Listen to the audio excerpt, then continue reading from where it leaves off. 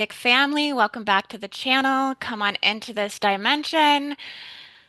We have a really special treat for you guys, all planned and set up for today that we really didn't know we were going to do, but we set it up on the fly. Post the forced breeder energy update that I put out on YouTube. That's connecting us all very deeply back to the 10th Stargate in Iran. And so um, it's really kind of brought some things to the surface. And so I jumped in on this one, got an email from Racquell, and we kind of decided that we should kind of go in and look deeper at this and really work and clear the grid when it comes to everything that has to do with the feminine enslavement that's occurring on the planet at this time. And so thank you, ladies, for coming and joining me on the fly and just being willing to kind of dive into something that you could say is energetically, I wouldn't say controversial, but it's definitely hard to fathom, hard to dissolve, hard to look at, kind of hard to filter through the timelines and when exactly everything's occurred on this earth when it comes to the forced breeder programs. And so we have to be a group of strong women to kind of step into this topic, step into this subject, and step into our power to speak on it, because there can be a lot of fear around these types of conversations, especially with feeling like we have to be politically correct or feeling like we have to be somehow masked in not trying to be offensive.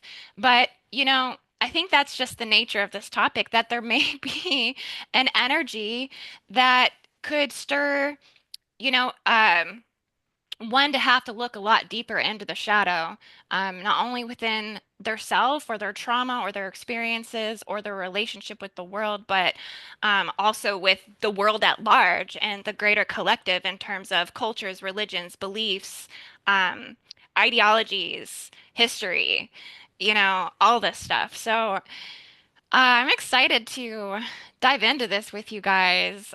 We've had some spicy conversations earlier where we're just kind of getting our gears and our mental wheels and our hearts going. And, we have so much to bring forward around this. We really do. So I'm so happy that everyone is here. Let's take a quick second to just introduce everyone to our audience today. And I just want to say to everyone watching that you do have to be subscribed to the channel for at least 60 seconds to get to participate down in the live chat.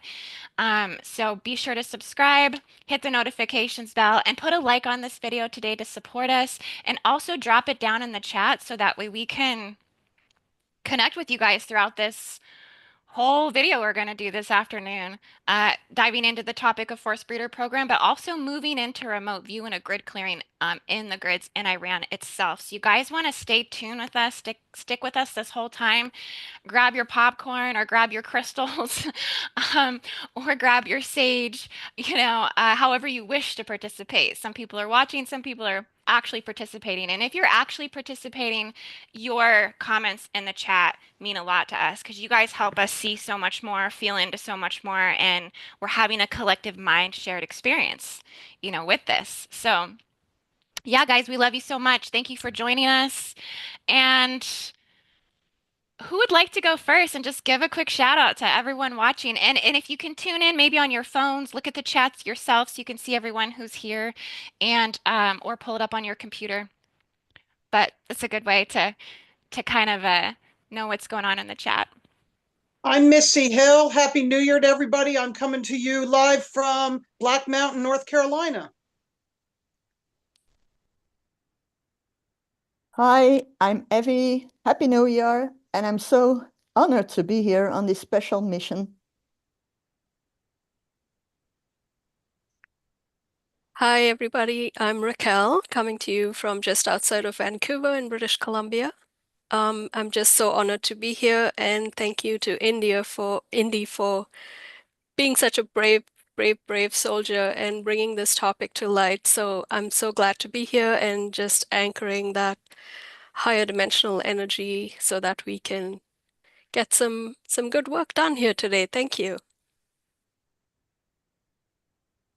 Yes, and I'm Noko. You may already know me, hanging out with Indy all the time. But she has really taught me and guided me in so many ways with the grid work and remote viewing and such, finding all these beautiful gifts. And I'm just excited to be here to share with all these powerful, divinely connected women. So, so excited. Let's go. Let's go. Let's do it.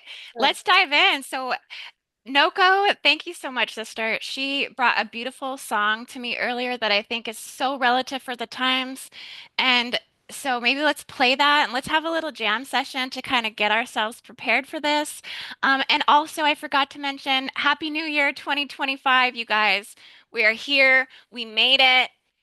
I mean, we're still pushing through, and we got five goddesses here to dive into the five goddess vortex, Syrian vortex, right? So we're amplified. We got the five energy, bringing all of this in and through the times of change. So this song is called Marigold.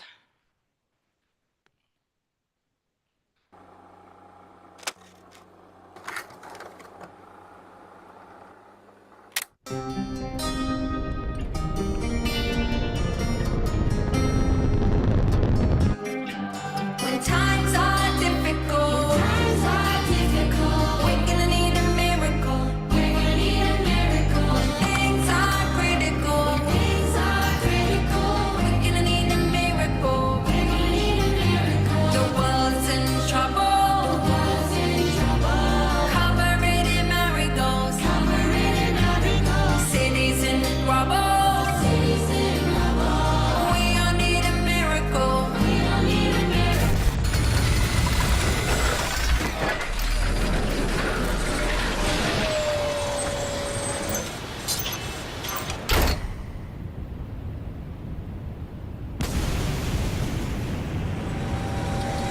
Stereo miracle. Keep it going, oracle. Dropping heat, staying cool. Digital mystical. I'm a ride from the typical. Get it, grip and let it go. Revolution and political. It's more spiritual. It's big. Biblical. Write it down in a history book. You should take a picture, bro.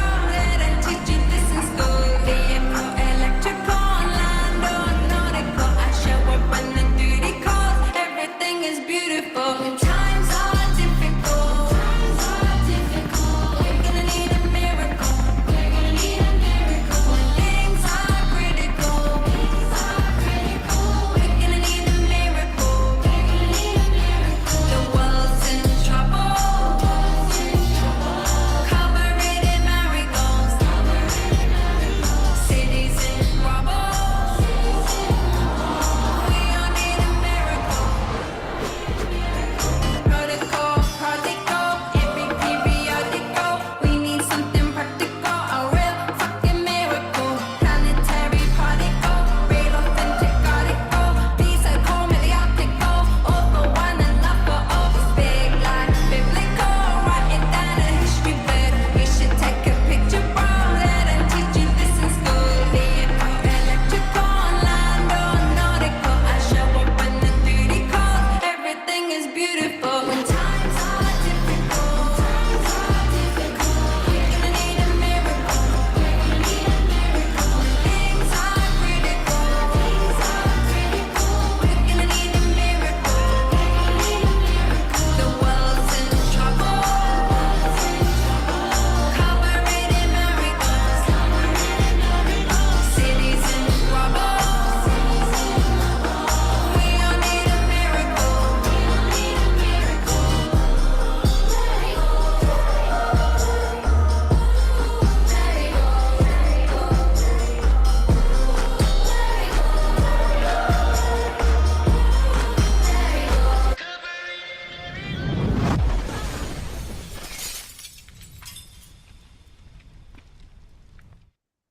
If you have a child 12 or older and you'd like Wow, that was amazing. That felt so good coming through. Vibing right in. Yeah, we are going to need a miracle. We need a miracle. Yeah. Well, I hope everybody watching enjoyed that song. Wasn't it amazing? Coming through with those miraculous healing energies for 2025. Let's go. And so I want to say too, the video that I put out, I think yesterday. It's almost, yeah, it was yesterday. I was lit. I was on fire, you guys. I was yelling. I was speaking with so much passion and conviction. And it's funny. I got some people who reached out to me and they're like, "Dude, are you okay?"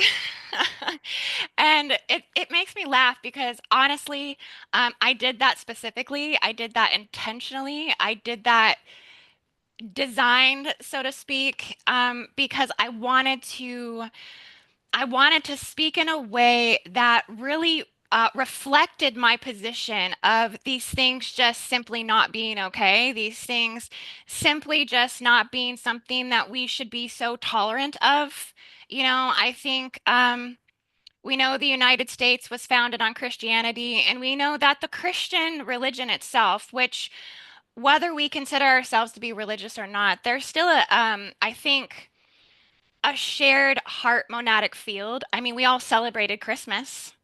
You know what I mean? And, so there's kind of a fundamental belief or energy up underneath that, which is it's the religion or the foundation of compassion. And so, anyone who's kind of maybe born from these lands in a sense comes from a place of deep compassion, you know? And most of us are true to the Christed consciousness. We are compassionate beings, and that means we have a lot of tolerance for things. This means that we can put ourselves empathically in the shoes of others, and we can really feel that trauma.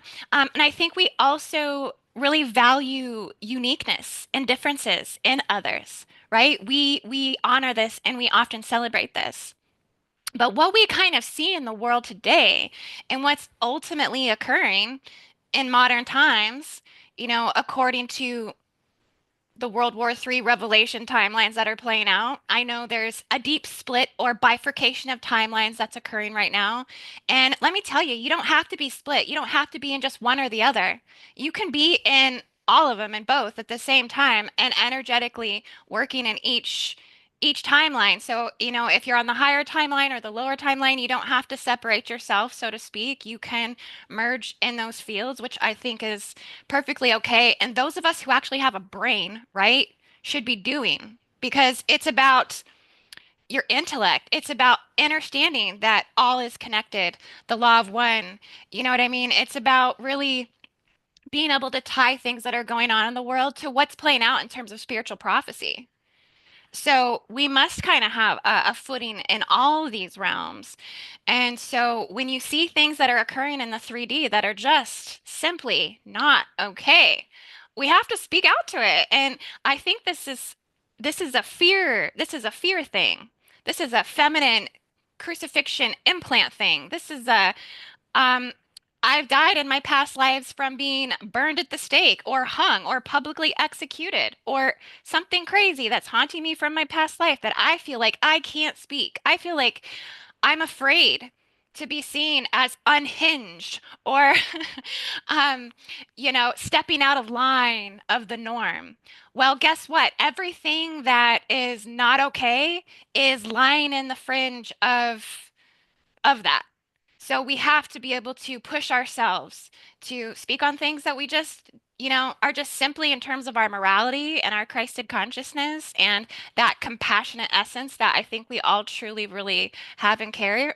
We have to speak out to this. So I just want to recap just a bit about what is a forest breeder program because we're gonna, I think, do a little feminine roundtable here, and we'll all kind of um, speak to what we feel is important about this before we bring it in for the grid clearing because we want everyone watching to have a clear understanding of kind of what is it that we're working on and why and where it's located for these reasons type of thing. And so, yeah, forest breeder program. And I've defined this on my website. I have articles about this. I have healing sessions about this. I've done courses on this. I've personally defined it through a implant system, essentially in the body, an etheric implant system that is representing the sexual and reproductive control exerted by the Draco hive over the feminine, and by the Anunnaki Draco hive, basically. But it's the implants that create blockages that reinforce the feelings of inferiority within the female body. It's playing out under a misogynistic rule that the force breeder programs manifest as the physical, mental, emotional, and spiritual, sexual, and reproductive enslavement of women, subjugating them to systemic gender-based sexual violence. And so what we see playing out in the world right now, okay, is we're seeing this at a horrific level, right? So much shadow coming to the surface. We're seeing the force breeder programs that are very evident at this time. There's been sexual violence used in the armed conflicts that are going on, the wars that are playing out right now. We see sexual violence being used against the female hostages. That's playing out in the World War timelines right now. Rape across the board, used in many, many different ways, right? Raped by troops, raped by militias, raped by the Nephilim, raped for creating slaves. You know, there's a lot of, all the way to things that are more Western society based. Something me and Missy were talking about earlier was like date rapes and things like this. Like, rape doesn't always have to be this like violent assault either, that this can be done in many, many different ways. And again, it's not only women. Obviously, men are victims to this as well, to the force breeder programs as well. So I just want to throw that out there. We're not discounting that at all. We understand this is for everyone. But yeah, sexual slavery and auction markets for female sex slaves. I mean, this is really a sad thing. A lot of this is a lot of the sexual forced marriages, um, especially pedophilia around this, 6 to 12 years old type of thing. This is happening over in the Middle East more so, but do we really know the extent of it? We know there's a sexual human child trafficking thing that also runs up through the cartels and through our government and things like this, also in the United States. So, we'll get into some of that, but forced prostitution, forced pregnancies, forced abortions, forced sterilization, sexual mutilation, the removal of the female clitoris. You guys know, I mean, come on. And we know the men have been subjugated to the SRA for some time with circumcision, but I mean, I think if it happens to the female, there's more of an evil intent because it's actually trying to remove her ability to actually experience any sense of pleasure. I mean, there's more of like, there's things behind all this, but sexual torture, and to go even worse, indiscriminate killings of women, stoning women to death as normal punishment, from the Taliban, things like this, lashing as powerful punishment weapons for laws if women don't adhere to certain things. So it's oppression. It's just oppression, all, on all scales of the feminine's sovereign existence. And so, yeah, I think we all should be appalled. We all should be like, okay, when when can we clean up this mess? Enough is enough. We're ready to move to New Earth. We're ready to really embrace the higher femininity and the higher Christed female enlightenment, the divine Sophia. They've taken this. She's fallen according to the original sin. All of this. So I know it's intense. Missy's feeling it. Does anyone feel like they want to bring something forward here and kind of kick this roundtable off? To add, when we were talking about, we're looking at satanic and Luciferian force. This was coming through a really strong kind of after we talked. So on our end, it appears in the Western world that the Luciferian force is not as bad as the satanic force. And let me explain the difference. We've got the Hollywood mind control and the MK Ultra and the exploitation of women as objects where she has to, be a soccer mom, have a 3D job, cook, clean, and be a sex kitten in the bedroom. So it's kind of having to fill all roles where she actually has to be a lot in her divine masculine as action. And this started way back, during the women's rights, like when years ago it used to be that the woman would stay home and take care of the children, and you even see it on the old TV shows. The women had to wear high heels and makeup to be in the house serving the guy their husband a martini when they would come home. If you look at I Love Lucy and some of these shows, the shows with the white picket fence, and everything seemed innocent in those days when they were, maybe they're not allowed to show people smoking cigarettes anymore. They've banned that and showing martinis and things, but now they wear skimpy things. Look at the halftime show for football games and all the symbols and sigils some of these singers get up and do, where they're and I mean, I could not believe when I went to the Bahamas and I went on something called the Party Bus, and it was a tour where they took us to it was part of my grid work where I went to that Fort Charlotte. I think I talked about that on some of the shows, but booty dancing is like normal for these people, where they just rub their bodies up against each other. I'm like, I just couldn't, it's all become normalized, everything being over sexualized, porn, what they show on, certain shows, sex and violence. But still, it's, if you have the polarization of, in the Hermetic laws, the pendulum swings to the left and the right. You've got the extreme of, in the more, even though it's still negative, it's more in the positive polarity, where it appears not as bad as the degradation of actually complete torture to the other side of the pendulum, which is the satanic side. Because the next regime that's coming in, which is more of an Atlantean Luciferian force, is not for, they might be for the exploitation of women as pleasure objects, but not for the killing of children and women. And hence why, the tunnels are being cleaned up and things. And whether you agree with what's going to happen and play out, there's an expression that says, even if you don't like any of this, the enemy of my enemy is my friend. And right now, we have to use these forces to clean up this that is so bad, that could be at our doorstep if we don't protect our borders. I mean, we talked about this on the other show, India, about why we need to protect our borders, and we can't just let everything come into America and run amok, because this is a force that we do not want. We don't want to repeat. We've already had this. We've already, Kauai, those those heads, the Easter Island.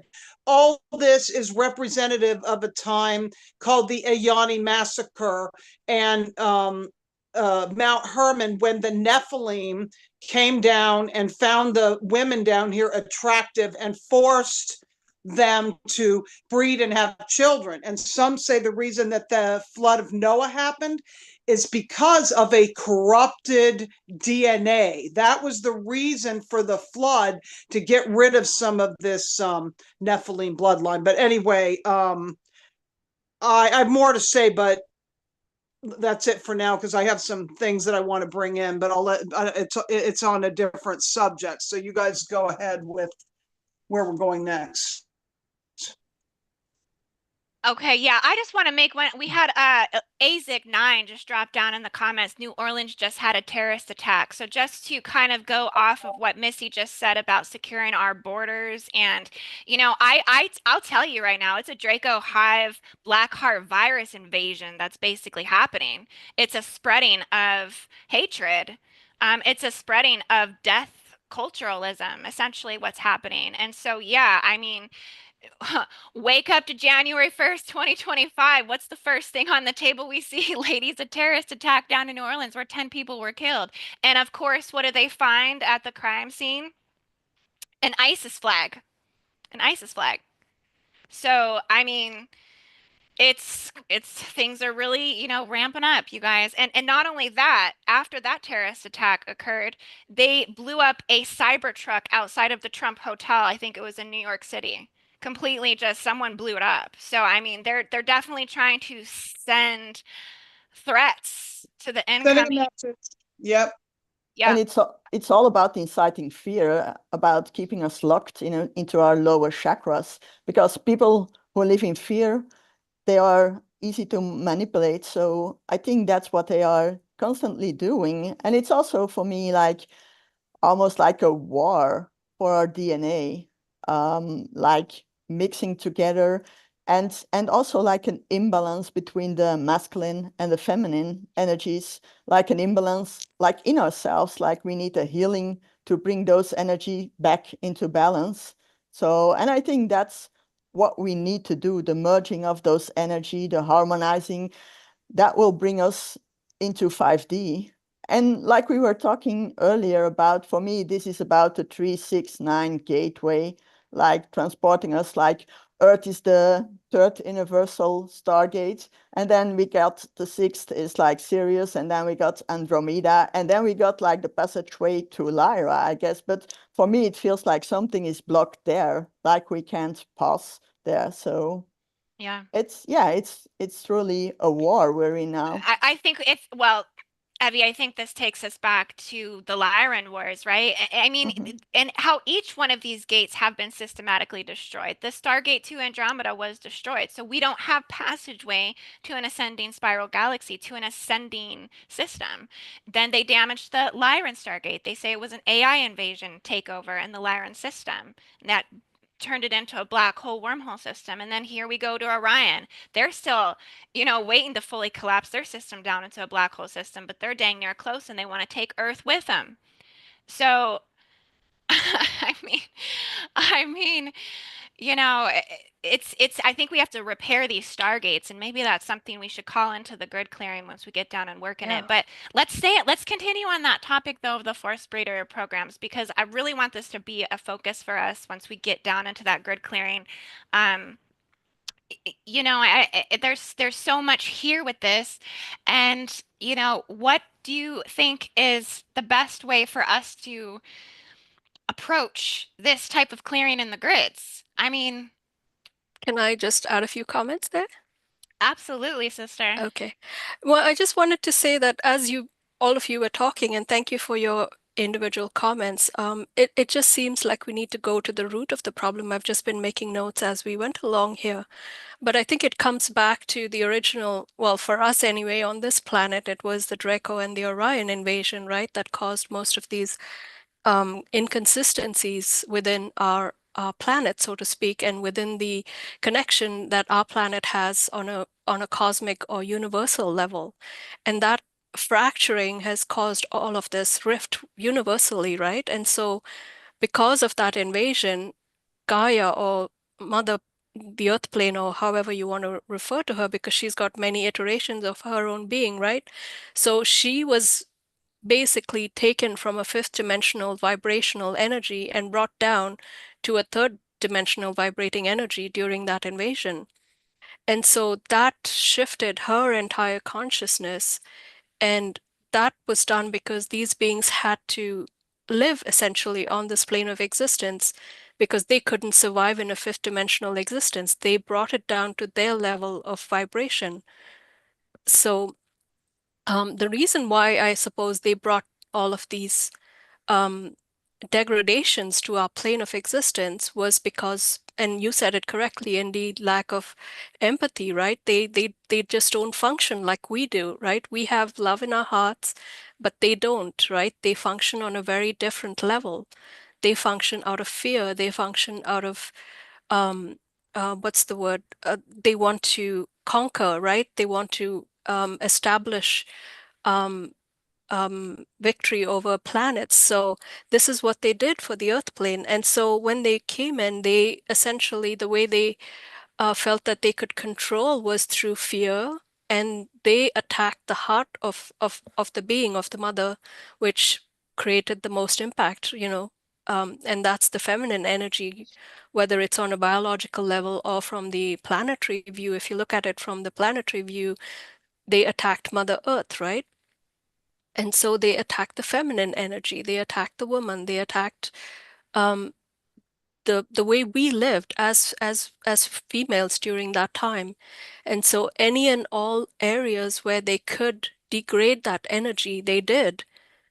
And I guess the initial way they did it was to take women as their slaves, children as, and to a large extent that's still happening, but people don't really know about it. Children were considered as food, and the men, they obviously took them as prisoners as well. So in any way they could, they degraded the energies on all levels of this plane of existence. And so I think we need to build back that vibration and bring that vibration up to a higher level in a way that these energies cannot survive in this environment anymore. And that's why it's so important to bring that higher vibrational energy back into the planet and anchor it powerfully into the planet. And so by doing that, I think we can eliminate most of these inverted ideologies that, that they have brought to the plane of existence. And you just mentioned Isis, and in your update, you talked about the Magdalene laundries. So even in the words, they are inverting all of it. Now, Isis, as you guys know, is a goddess from Egypt. Mary Magdalene, goddess from Egypt. So, piercing the heart of the feminine in any way possible to bring down that frequency vibration to their level of thinking, where she is, or any of these individual priestesses are considered as a very low vibrational energy, right? Like if you think of the Mary Magdalene laundries, it's like the dirt of society are brought there, right? And that's what they considered these women to be, right? So every time the word Magdalene is said out loud, it's brought into that frequency, which is very low, right? And so that's where I come from. We try to raise that vibration and bring that energy up to a higher level. Well, gosh, well said. Well said. Thank you. Thank you. Yes, and I always thought about that, Goddess Isis and Isis. Like it's interesting correlation there, right? How imbalanced that is. It's like almost just enslaving, yeah, the priestesshood right to the moon chains themselves, right into And the we black hole system. Yeah. and we talked about that this was Sumer, ancient Sumeria, and that what you're talking about is the whole Tiamat and Maldek, you know, and that whole Enki and Lil story, right? That's Uh, also about the yeah. tampering of the DNA, I guess. Yeah. So yeah, I think Yeah. that's important too. And I think while we have like the female qualities like compassion, intuition, creativity, nurturing, collaboration. And I think when the divine feminine is restored and will rise again, we get the transformation of our earth, because now we are like more overpowered by the masculine energies like logic, strength, and structure. But when they are out of balance, the whole world is out of balance. So I think it's very powerful to honor back those feminine, how do you say it, gifts. So Well said. Yes. I just want to give a quick shout out to 100 years from now for the donation. Thank you so much. Um, and yeah, just checking in with the chat here for just a moment. Let's see. Noko's throwing out some shout outs. We have, yeah, Azix here, Earth sign. Hey, sister. She says no justice in the lower frequencies. Inner Alchemy says temples, not genomes, but maybe. Hey. Tennessee, Kentucky Bigfoot. Genesis genes of Isis for sure. Yes. The original mother mitochondria, even as well, going deeper. Third Eye Tribe. Lots of third eyes. Elra Indigo, I was thinking about relocating from Fayetteville to Eureka. I know you did work there. Yeah, we cleared it as best we could. Yeah, Inner Alchemy. We have to purify the sexual reversals there. That's what we hope to do today, I think, with this grid work. Gently move through the grids and just as I think Raquel just so eloquently put kind of what needs to happen. Um, and then Noko, I haven't touched heard from you yet. Was there anything you wanted to add to this?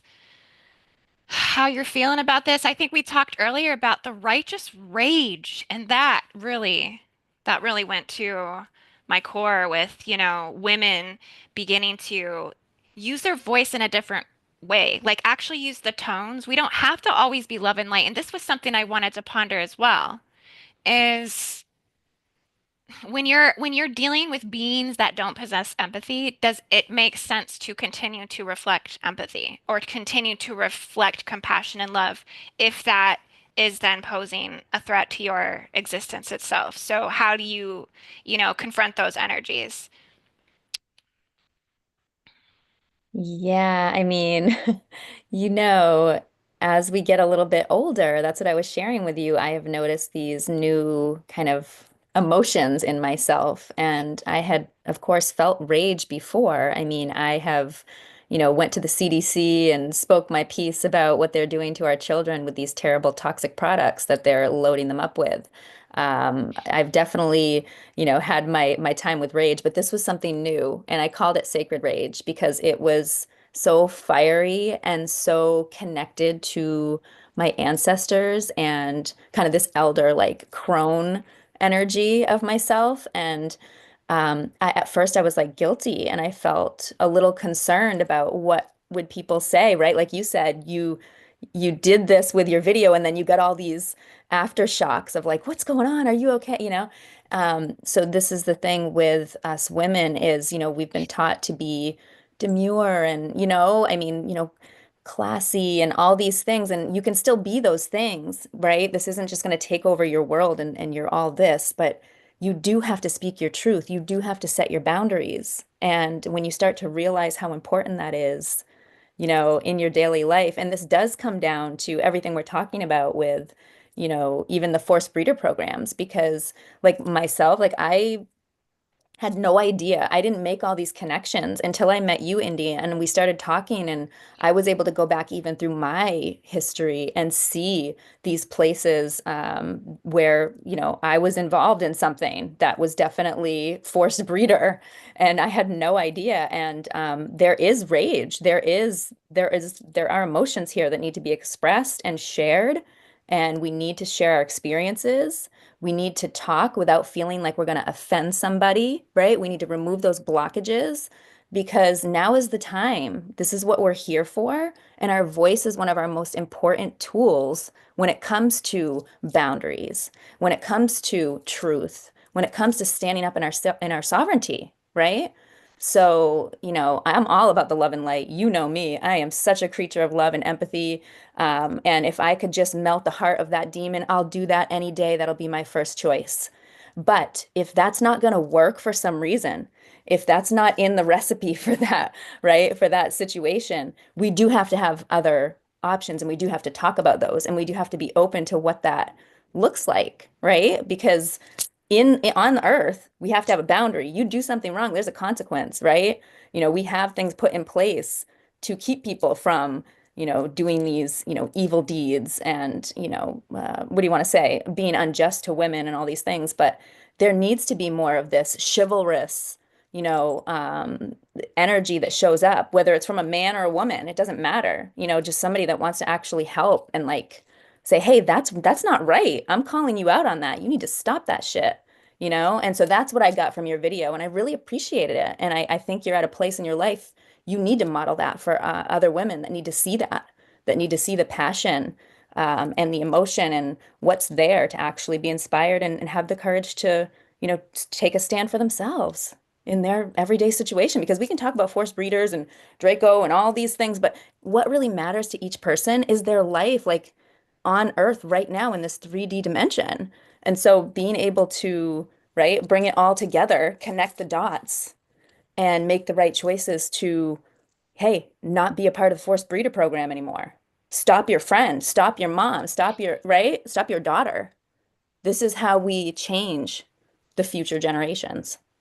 So. Well, one thing that's important that I think is, we're discussing also with this, the three Abrahamic religions. And I brought this up with you, Indy, earlier, but I forgot to look it up because I got busy doing laundry and other things. Speaking of laundry, And I'm wearing red today, leftover holiday clothes because of the red tent. But in the Bible, there's a Bible verse that says about after the Adam and Eve story, and I'm going to paraphrase it. But if somebody knows where this is and wants to look it up, drop it in the comments somewhere in Genesis about the woman is going to have pain during childbirth and that the man's going to have toil. Okay. And this is in our blood.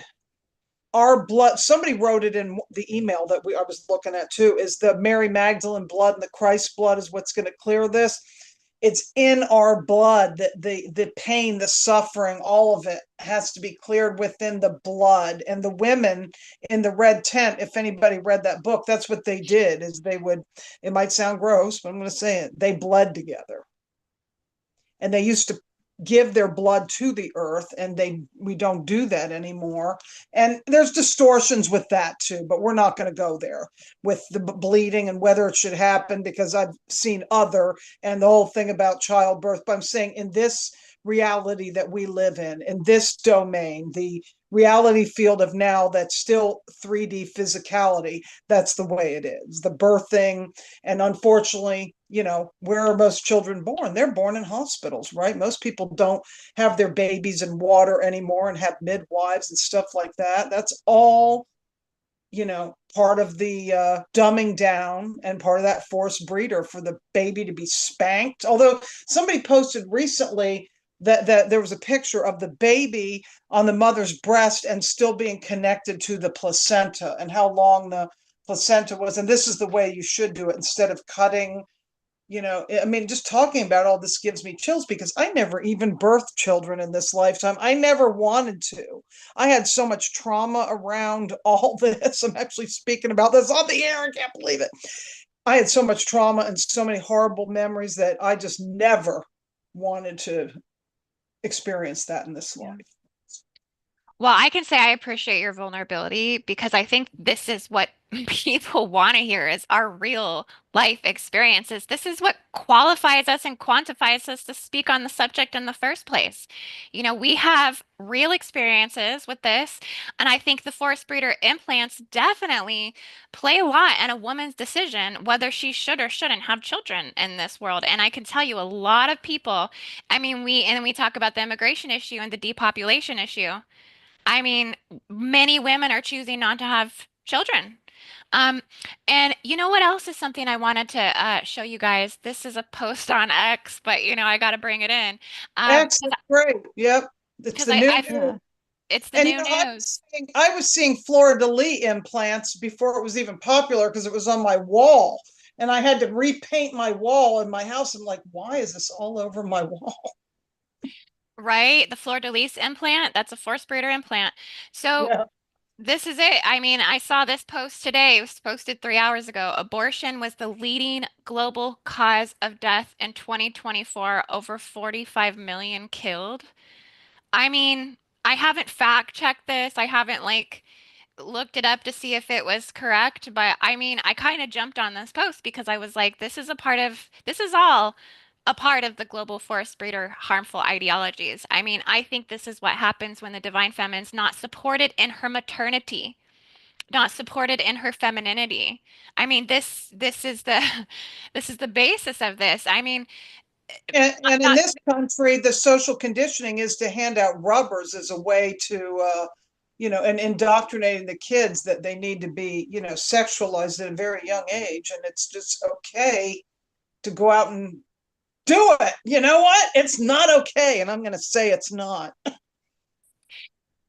it's just I mean, you think about the death tolls from the wars, the death tolls from the invasions, the death tolls from this and from that and this and the pandemics, which by the way, they're trying to run another bird flu on us. And oh, I wanted to add the fog, the fog that we see coming in. It's so funny. Everywhere that the fog was, everybody's coming down with bird flu. So tie those things together.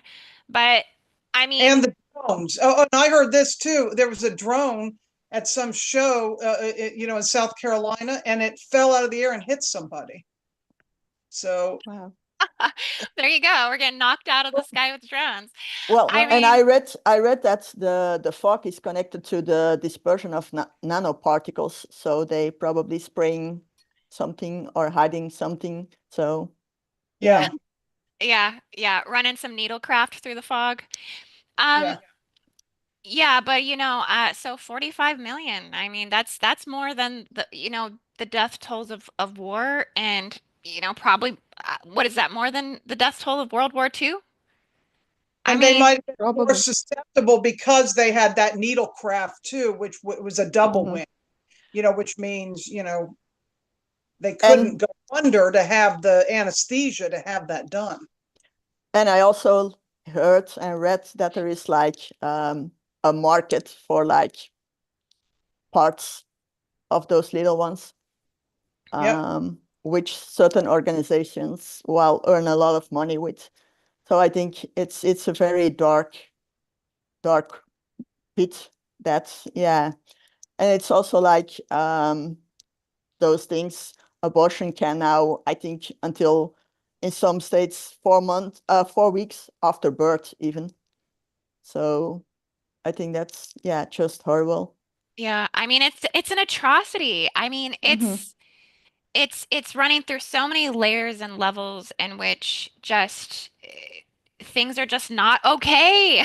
Things are not right, but this is what's coming up from the shadow. We have to look at humanity. We have to really look at what's going on, and we have to, bring things to justice, which I think things are actually, there's a turning point here in the United States, ever since the Roe versus Wade thing got turned. And so, it's that things are changing here on the home front when it comes to this. But also, I don't think you can just change something without supporting as well, supporting the needs of women, and things like this. So, yeah, I mean, we have a lot of work to do as a human village here on the planet, that's for sure. Yeah, it kind of blew my mind when I realized that the abortion was a big reason, a big outcome of the forced breeder program. Like I didn't understand when I first heard forced breeder. I thought, of course, oh, they're breeding, right, for live, intermingling of DNA, family, whatever. But then realizing the abortion connection, and that was something that I realized in my own experience of somebody trying to pressure me at one point in my life to get an abortion, who was a family member from the other side, from who would be the in-law, right, side. And it was very, oh my God, it was traumatizing, and then connecting the dots later, because I thought she was just doing it for, oh, you're too young or whatever. The reasons were that they say that. But then going back and looking, like I literally felt like I was targeted and they wanted to, harvest that baby in that way. And this is happening. And I think it's really important for the world to know and to connect and realize, what these abortions are. It's not just a way for you to get out of a situation. This is literally feeding, this is literally feeding the program, right? It's part of what they want. It's part of what they're looking for. So yeah, thank you for Yeah. bringing this up. It's kind of emotional for me when I start thinking about it, how many people this affects and how many souls. And yeah, it's really, really traumatizing to, yeah, to think about the detriment here. I mean, in this way, 45 million, that is huge. And Yeah. this trigger people too. This video may trigger some people, but that's okay.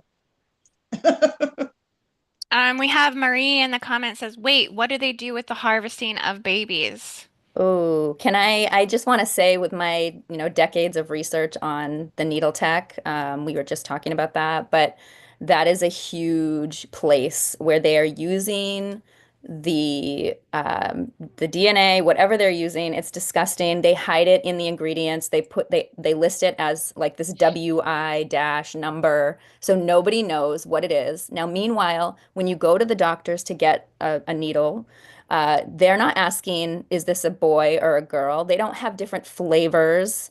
Okay, so some of these needles are being literally given, a boy DNA to a girl DNA to a boy. What do you think this does to our children? And you see what's going on right now in our society and culture.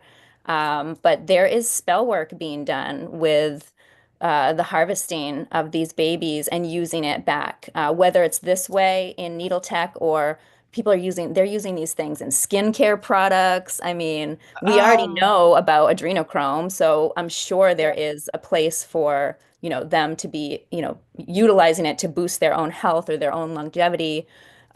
So it's just a disgusting, it's just a disgusting thing that they're doing with harvesting, just like the organ market. It's the same type of energy, you know.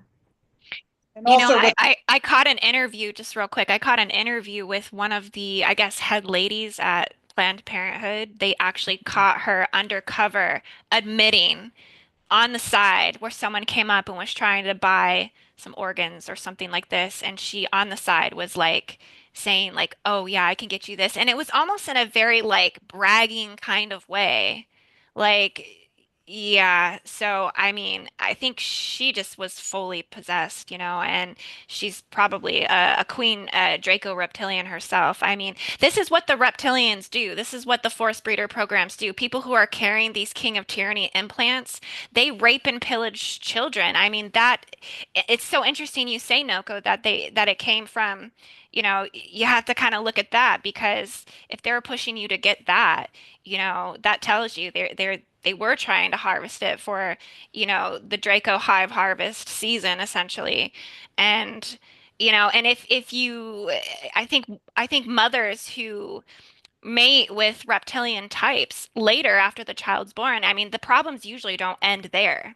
I mean, there's usually a constant warfare over that child and them trying to dominate and assert themselves in a way in which they'll take it all the way to completely trying to turn that child against you because they want to reptilianize that child first and foremost and have it serve their agenda and make sure that that angelic soul doesn't come forward. They want to capitalize off of the reptilian gene code and make sure it's expressed to its fullest. So, and if that becomes a problem and you don't submit to that, then you become a target of major spiritual attack that can last for literally the lifespan of that child. I mean, it's wild and insane some of the things that I've heard about and seen come forward with what mothers are dealing with. I mean, this is really what and other ways that they're harvesting in the child uh, courts, custody courts, things like this, the draconian rule, the draconian law of all of this, and how they, capitalize off of these situations as well. I mean, everything's just tying into the next thing, and you can see how they just harvest on so many levels and layers of the nuclear family. Um, Not teaching us how to bring in 12th dimensional souls into this planet, not teaching us how important it is to choose a mate, not of a strong reptilian lineage. I mean, these are things women just don't know.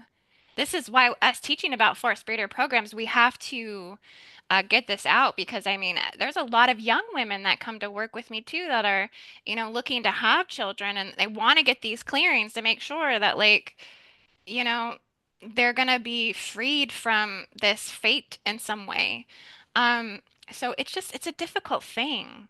It's so hard, and then it makes us question, it makes us wonder and ponder what is truly meant for us in this time when it comes to reproduction. How are things really supposed to be? Yeah. Yeah, I want to point out too, like the pushing from the medical side, because this has actually happened to me. If something, if they do tests, they use their technology and tell you your baby's not going to be good or your baby's not healthy, or do you want to just get rid of it? If you've ever heard about this with Down syndrome children, things like this. I had a situation where I was told that my baby's heart stopped beating. This was at about, I think, 8 weeks along. And of course, I just listened and believed. I didn't think anything else. But as looking back and reflecting after connecting the dots, I honestly believe that I was harvested that day. And, it wasn't a choice type of abortion. Like they told me that I had to, have it removed, that it was no longer alive, basically, in me, and that it wasn't going to come out on its own. And so that's been something as well that I was like, wow, interesting. Had I known what I know now and somebody was telling me that, I do think I would maybe have taken different, actions just to double check along the way and see what was actually going on there. So something to think about too. they have a lot of avenues to try to get you, just like with every part of the different agendas. Like they don't just get you from one place, they go from all angles. They do. Yes.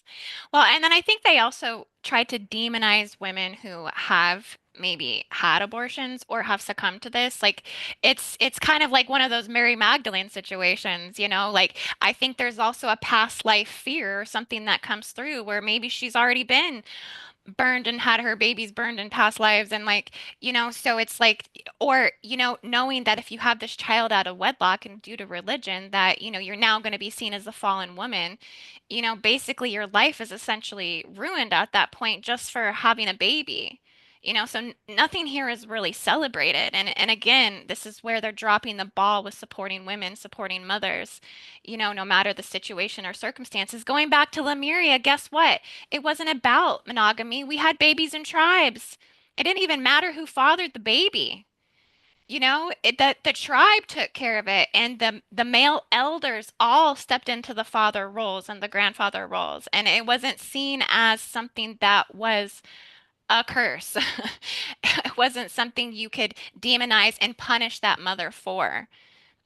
So it's just strange how, things have been just so reverted and perverted and, it's harsh. And I think women who've had abortions too, you have to think about this, these college situations. A lot of these women in these universities and stuff, they got abortion clinics on campus type of thing.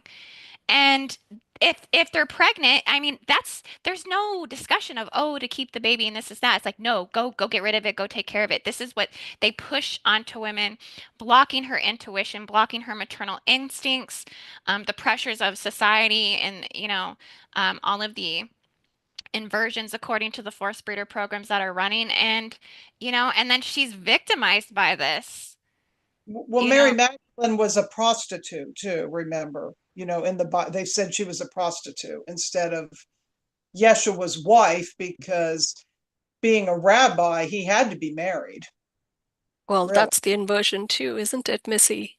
Yeah, Like she is to this day his beloved.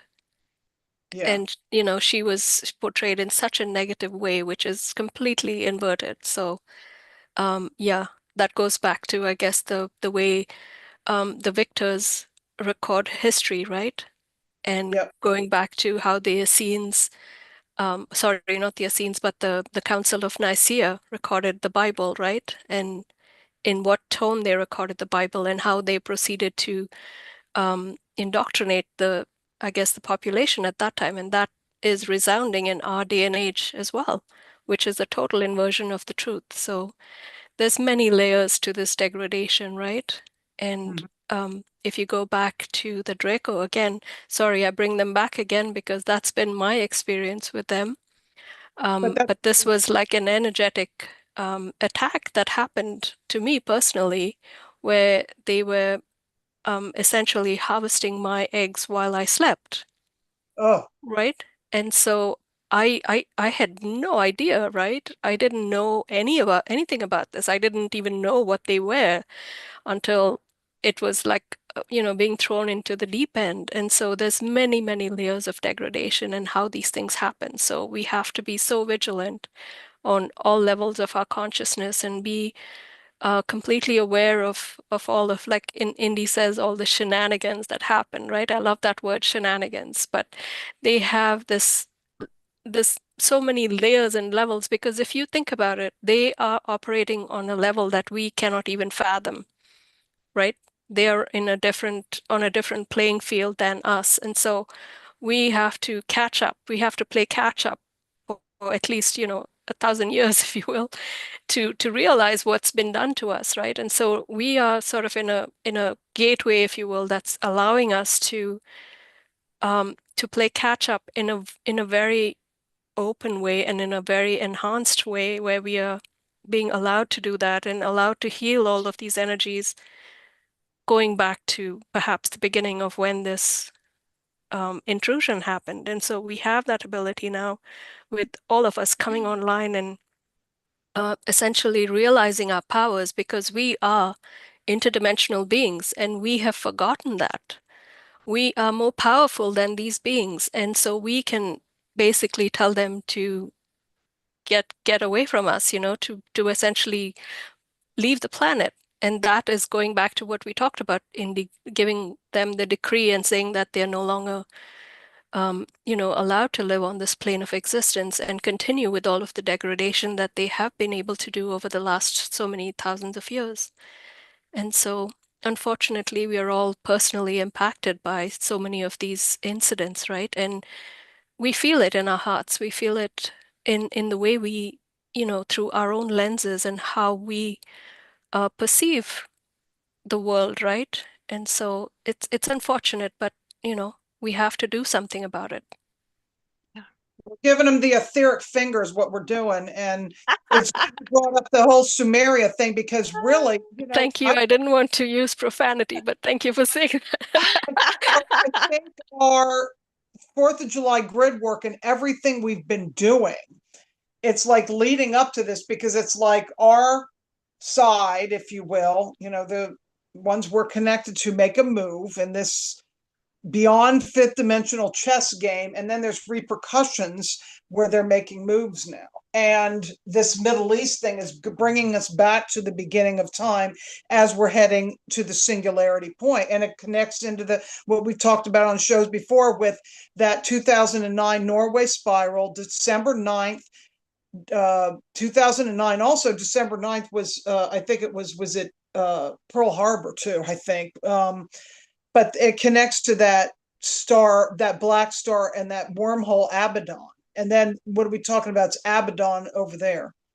It all connects into the 666 wormhole and the J seals, and everything, is like lining up to do this, right? As we're in full moon in Capricorn right now. That's some hard energies. Yeah. Yeah. Hey, Noko, I was wondering, I sent you that video going back to like Persian, Iran. I think another thing we may want to pull into this grid clearing is, working around as we work on the Syrian pentagram. I think this is one of the things that come through is that, going back to the Islamic state of things, right, in the Middle Eastern state where we have the most severe degradation of force breeder programs playing out, and the reason why we are going to work on the 10th Stargate Iran. There was some things here in an article around the Syrian pentagram that was claiming that the Jesuits actually engineered the creation of Daesh, which was the Islamic State. So that's really interesting. I think that may be something to think about. That was, because how this all came about, this Jesuits going and tying everything back to the Vatican, and we just had this Vatican portal opening in which occurred, and then we have the outbursts of everything that's occurring in the timelines as well, tying into this and kind of bringing all this shadow to the surface. So we have this video that ties everything back to the 10th Stargate, and I think ties it back to the bloodlines, which are the Draco bloodlines, the Borgia bloodlines, these specific 13 Draco bloodlines that connects us back to the Persian Iranians, which are the ones that I think created the Jesuits in the first place. So yeah, check this out. Whenever Noko feels ready. I had to have Noko take over the job of playing videos because my skills in the settings aren't as good as hers. Who really rules the world? And I discovered it's a very, very interesting history of ancient Iranian tribes, the original Zoroastrians, and the first world Persian Empire that has controlled the world for the last 5,000 years. The entities that created the Jesuits during the Renaissance in Italy, it was none other than Alessandro Farnese, a Persian. They have 10 bloodline families that sit on a council, and they're the ones who advise the Jesuits. The Jesuits work for the Iranian bloodlines, and the Jesuits were created by Alessandro Farnese, who became Pope Paul III. We're talking about a global network with one template carrying all of this out. And originates with those ancient Iranian bloodlines. The Romans, the Etruscans, the Holy Roman Empire, they're all Iranians, they're all Persians, it's all Persian blood. Who's Pretty convincing, right? Like, I think I need to Wow. do a little bit more research Wow. on that, pull some stuff from some more places. But, that's interesting. Bringing us everything back to Iran and that 10th Stargate. So let's check the comments here, guys. Thanks for hanging there with us. We got L Ra Black Magic 363 has a great channel on YouTube. Diversity, Tennessee Bigfoot, me too. Just okay, they're kind of in a conversation here. Yeah, 144. Witnesses, global witnesses at this time, guardians of humanity. Marie says she has roots in Persia. I always felt drawn to black magic, but I always resisted that call.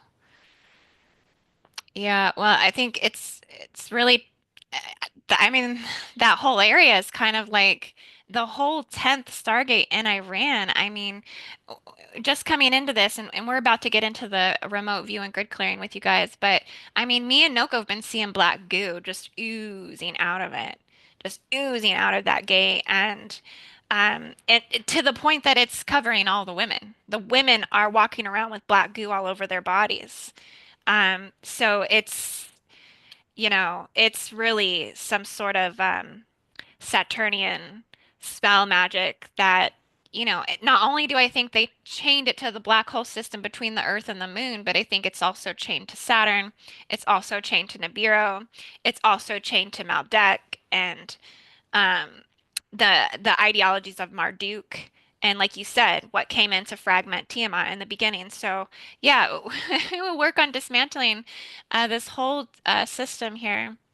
How would you ladies like to get started? Should we do like a little bit of just a warm-up meditation? Yeah. And is anybody on a time limit need to get off at any point? I'd say we should probably go for maybe no longer than another hour. Does that sound pretty good? Okay. Sounds good. Okay. Yeah, and everyone watching, so we're going to do a bit of a warm-up meditation. We're gonna, set our shields, get our energies ready for a remote view. I think we'll call in some shields and some activations of the Venusian temples. I think this is one thing that we kind of pre-gamed on a little bit with, what are we going to work with in terms of healing energies, organic energies, what are we going to support and sustain our remote view and our grid clearing? And we all kind of agreed that, connecting into the organic Venus temples, that this would be assisting us quite a bit. And yeah. Okay. I'd like to share these now. I didn't want to do it before, but now I will. I've got Chintamani, the crystal skull that links in with Nepal and like K2 area, because that's where he's from. It's Tibetan. And this is alabastet. It's alabaster. So it's I think it's Egyptian, but it definitely connects in with Mary Magdalene. And my little crystal ball from Arkansas. All right. Fire and ice crystal from when we did our crystal dig, that store. Noko usually has some things. Evi's got some Starseed activator spray. Lyron. All right. Yep. I got the Syrian tonight. Oh, cool. I got selenite serpent. Ooh. Does this look familiar, Noko? I think you sent this one to me or gave this one to me. Yeah. I felt like protection of the seraphim angelic lines. And I got the skull connected to Lemuria. It's a gate. And I got like a dragon, like flower gate. So representing the divine masculine and feminine. Well, perfect. We got all of our crystals then. Everything's feeling good. I'm just gonna burn some incense. I don't have any fancy crystals with me. That's okay. Hey, burn some incense. You know, half the time I do my grid clearings, I don't have anything, Sometimes it's just me, I'm the vessel. I'm the my own inner shield, and I think that's what we have to, ultimately fortify is these things help us, they assist us, but we are the instrument of the energy work, so it's okay. Um, but yeah, so does everyone feel ready? You guys feel comfortable with how you're sitting? Everyone watching, make sure you feel comfortable, make sure you're in a good spot.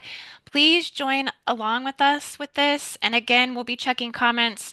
Um, Maybe, Noko, do you want to, because I noticed you keep an eye on the comments anyways. Do you want to keep an eye on the comments as we remote view a little bit too? And then if anybody brings anything through that's really powerful that we should tune into, just bring it forward for us, just in case I'm not paying attention. Okay. All right, so let's get started, and we'll just start by closing our eyes, and we'll take a couple of nice deep breaths.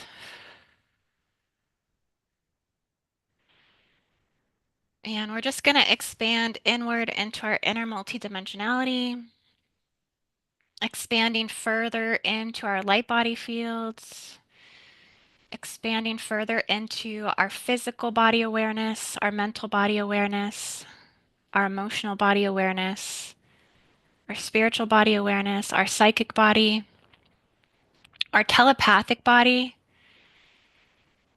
our telekinetic body, expanding more into the astral body, the auric body, the causal body, the etheric body, the holographic body, the universal body. Just see all of these parts coming online, becoming accessible for the remote viewing work today, the grid clearing today. Just bringing everything up and present, making sure all of our senses are subtle and aware. And let's just visualize our pillar of light for just a moment, and let's just really ground and anchor ourselves here in our 0 point field. Breathing in and breathing out, and just releasing any and all forms of separation, any and all attachments to any forms of karma. Really just clearing and purifying ourselves from the deepest inner space and place, just really breathing out any separation, any lack, any scarcity, any fear, just collapsing down all fear programs now. And calling forth and activating our defender light body force.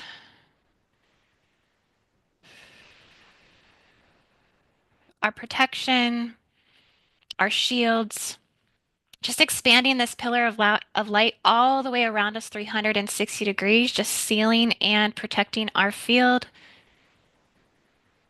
And collapsing down any rips or tears in your space-time continuum, any pinpoint wormhole systems, just anything as you kind of search through your records, through your contracts, through your timelines, through just all these multidimensional parts of yourselves. If you're seeing anything that would be tying you or binding you to any sort of trauma bond with what we're working through today, just kind of see yourself detaching this from your field so that way we can be very powerful, strong, and clear channels.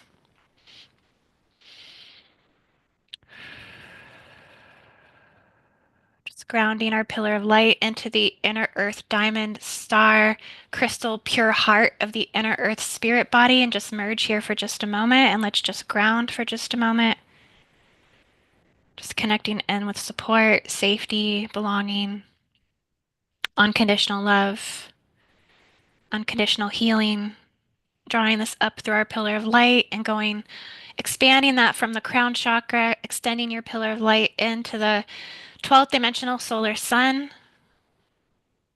and all the way into the metagalactic core, and all the way into the eternal divine source love fields, and with our Mother, Father, God love source fields, and divine feminine, divine masculine Christ consciousness, and just merge here, just really make sure we're very connected here, just to the purest forms and sources of energy, just anchoring this through our field, through our body, through our light body, and we're just upgrading, upgrading, upgrading.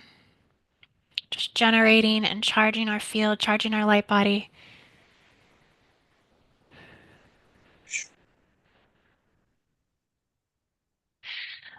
Just kind of tuning back into that defender light body force in our field. We wouldn't go into any war zones in the earth, so to speak, without having some protective pieces. So I just wanted to call forth, I was guided earlier to really connect with the golden diamond Christed spear. So that way we can be piercing in our light, piercing and direct with our intention. I see us calling forth the owl of Sophia's wisdom, giving us the power to see through the dark and the wisdom to see through the dark and bring this wisdom to the light. And I also feel called to call forth also the Medusa shield. And I know this is kind of, and if anyone doesn't resonate with the Medusa shield, you don't have to install it. You can just make a conscious choice in this moment that I'm not going to work with this symbol.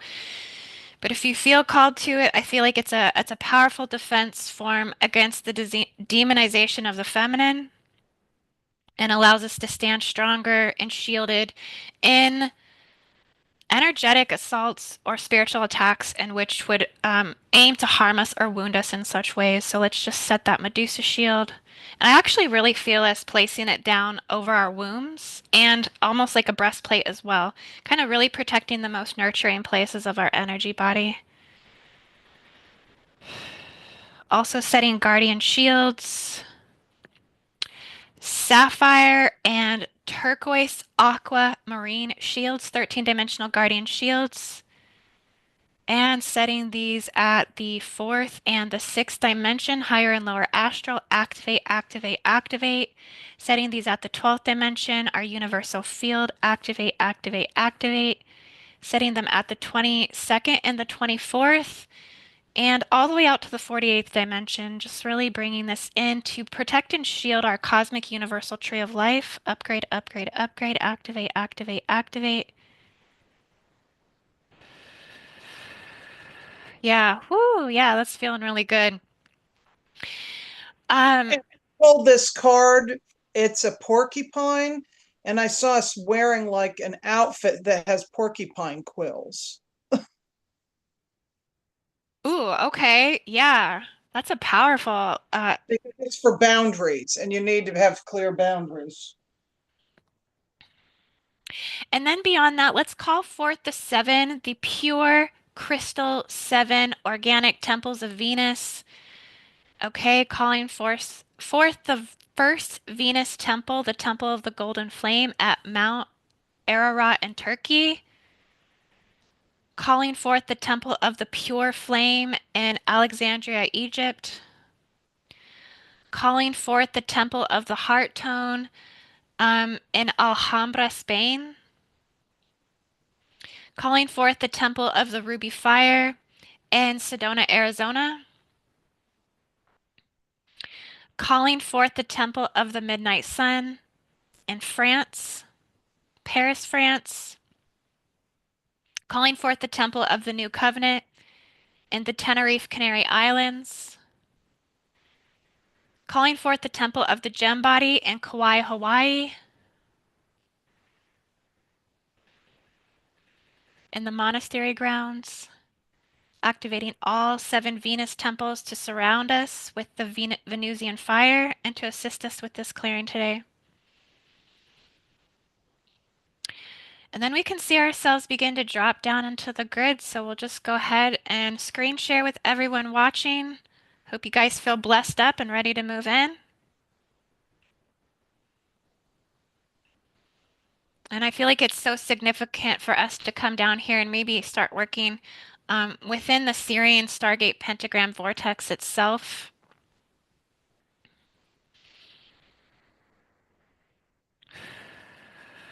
And I almost see that we need to kind of stand at each one of these locations, kind of activating the portal itself, activating the 5 points of the Syrian pentagram goddess energy and presence to help us with charging the ley lines of the Middle East, bringing forth the intelligence hub for the victory of light.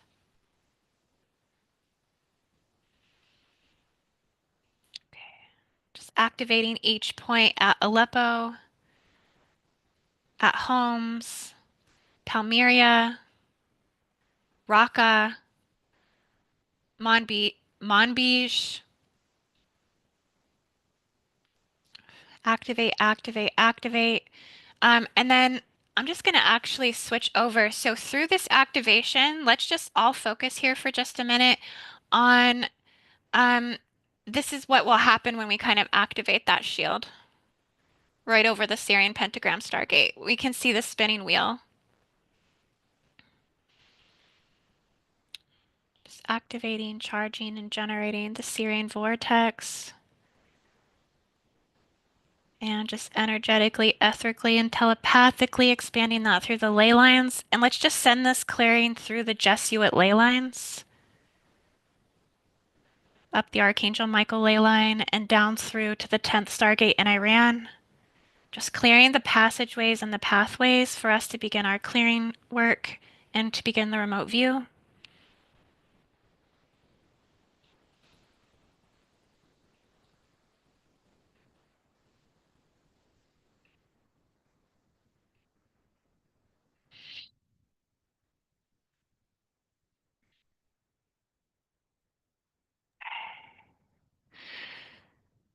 So I've been immediately kind of called to maybe actually I feel almost immediately called to just come down and work on the Iran Stargate.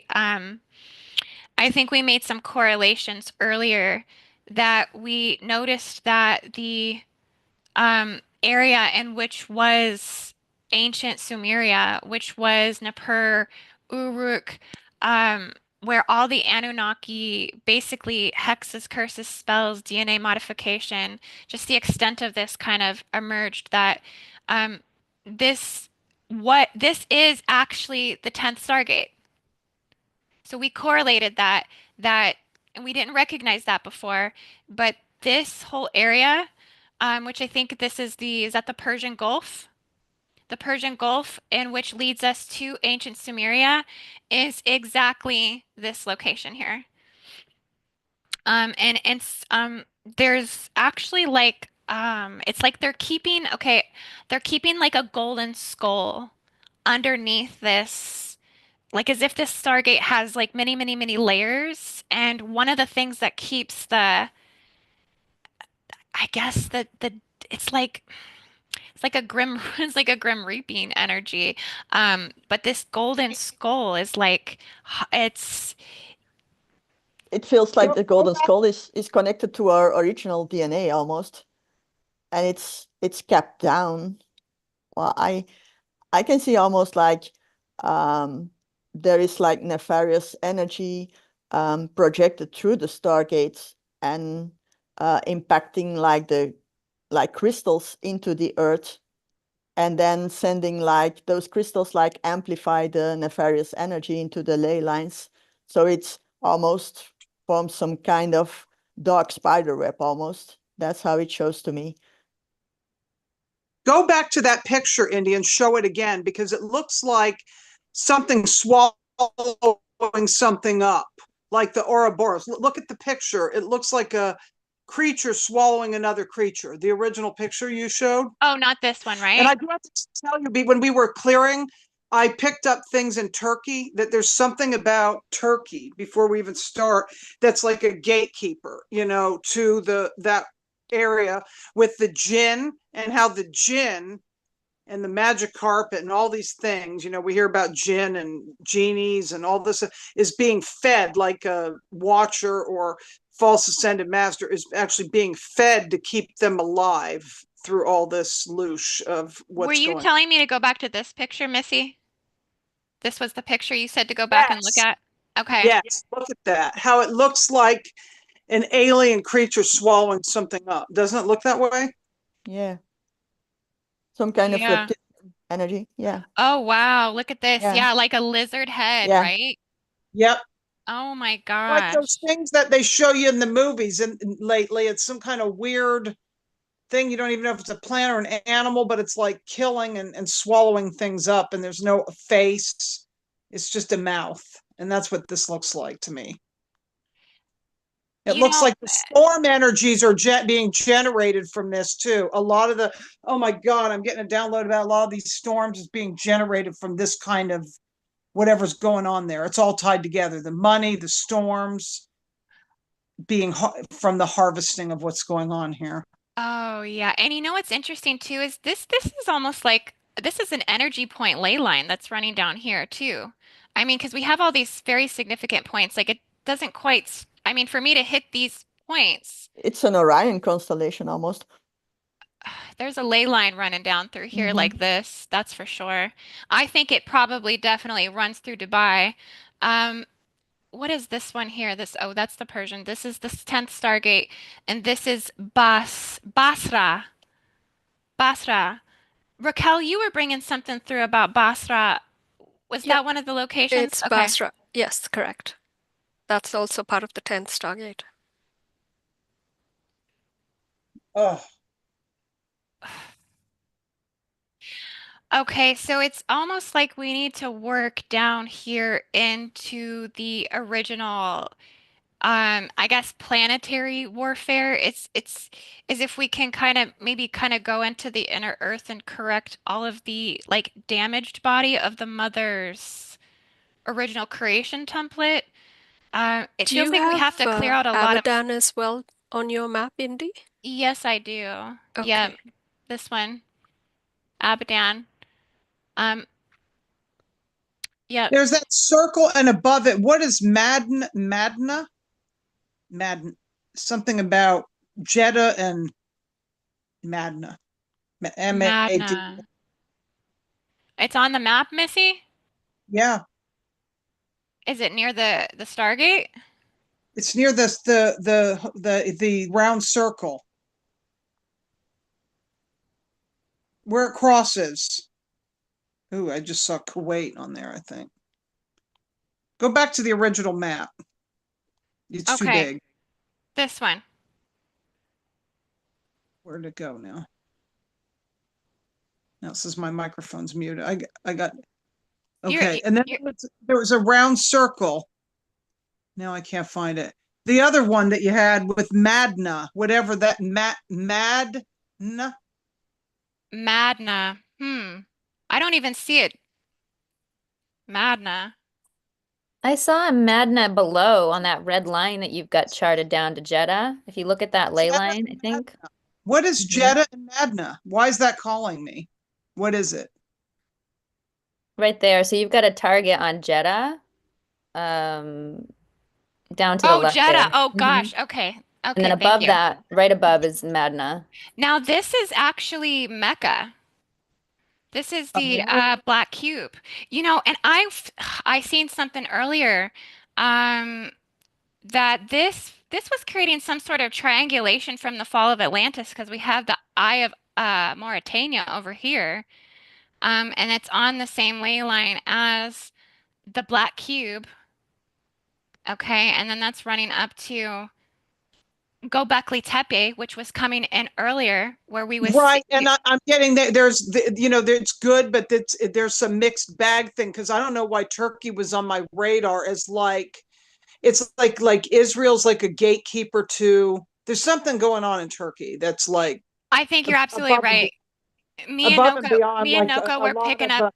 as well as I don't know if it's Dubai. Is it Dubai? Where's the place where the Saudis do their stuff with the oil and all that? Saudi Arabia, the ones that control the money.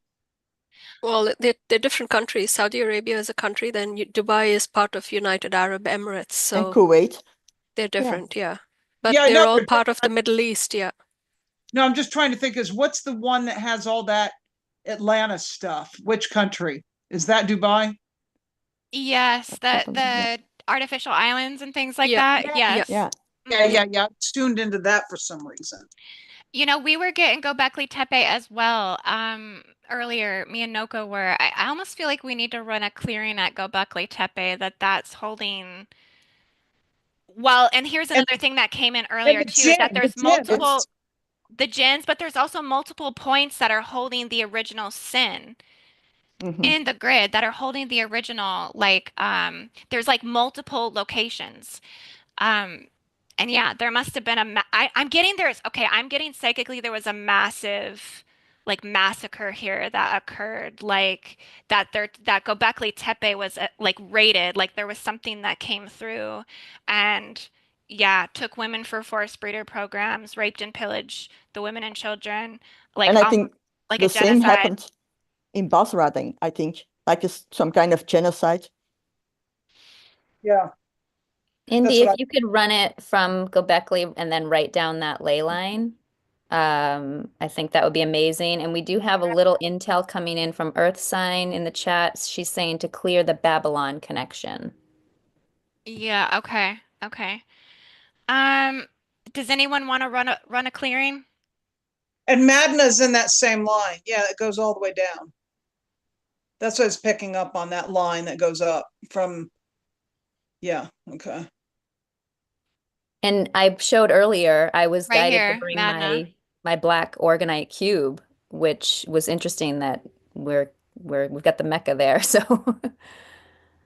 Well, I think we're being keyed right into the Black Heart Network, like where the root of it all is. It's all connected through these points. Um, yeah, if anyone wants to start off a clearing, I mean, we can jump in. I think Noko just said,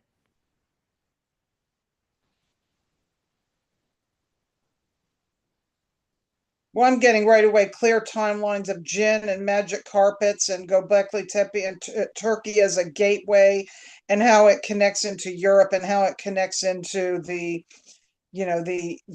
this world of 10th Stargate world and the other countries around it, like Morocco. I mean, if it's like you have these networks trying to infiltrate from this black heart network in the timelines past into the now timeline. So it's about clearing also the wars from the past, the God, I can't even think of what it's called, the crusades. I'm seeing the crusades, so, and how the crusades is connected to this timeline. So we want to clear the crusades, we want to clear all genocide, collapse and dissolve, and clear all sacrifice, ritual sacrifice of people, women throwing their babies to Moloch. And I'm just seeing all these things where they prostrate themselves in like front of these gold statues, and they burn their children alive, they burn themselves, they dance in the fire and like kill themselves. And it's just, they cut themselves, they all kinds of rituals of bleeding out, and all that needs to be cleared, and clearing the vampiric network that's feeding under the ground, like all these vampires that are under the ground that it's feeding have to be cleared. They're like, they don't even want to be there anymore. I've seen this before, like they're like gatekeepers holding things in the ground. It's a changing of the ghost guard, they don't want to be there. So you can read them their rights, and if you want to move on to the higher timelines of God's sovereign freedom, you have to, you can be contained, or you have to do it in a special way. I don't have the words right now. I need help with the words. okay, and you kind of, as you said that, you were moving me down underneath the tunnel systems as well, Yeah.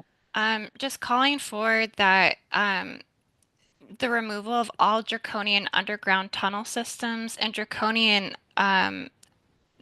direct underground military bases used for draconian measures and used for force breeder programs, used for holding women and children hostage.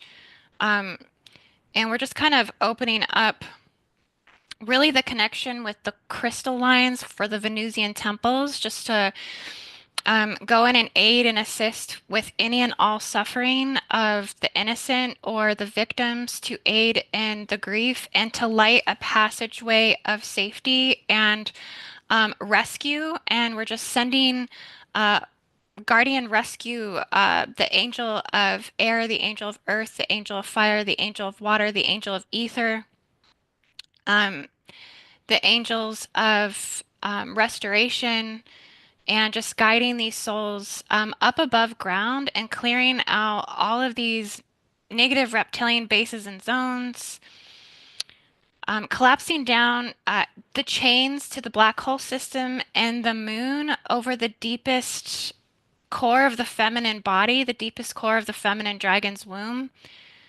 All draconian overlord warships and battleships and torture devices guarding or shielding um, their captives. Collapse and dissolve and release, collapse, dissolve and release, collapse, dissolve and release. We do not consent and we rebuke, we rebuke, we rebuke, and we remove fully and extract this from the grids and move this black geometry and this corrosion of the universal tree of life from this underground system and template running up underneath and through Gobekli Tepe, collapse and dissolve, running down to Mecca and the Black Cube system, collapse and dissolve, running over to the 10th Iran Stargate, collapse and dissolve, running down through Madna, collapse and dissolve, running over to the Eye of Mortania, collapse and dissolve. Clear these gangs, because they're these gangs that get paid to harvest, in the physical realms, these people that, they're like gang mob people that will sell. It's the trafficking, the body parts, all of it. Racquell had a clearing actually, I think, over the Stargate to actually remove the draconian energy from the gate itself. Yeah, I can do that now. So calling upon Mother Mary, Mary Magdalene, Yeshua, Hathor, and Horus, bringing in these ascended masters to clear and release all of these energies, removing the grip that these beings have on these stargates that bring about oppression of women, children, and men over the centuries. We ask that these energies be cleared in their totality, removing these energies, taking them off planet for their processing within their true evolutionary system.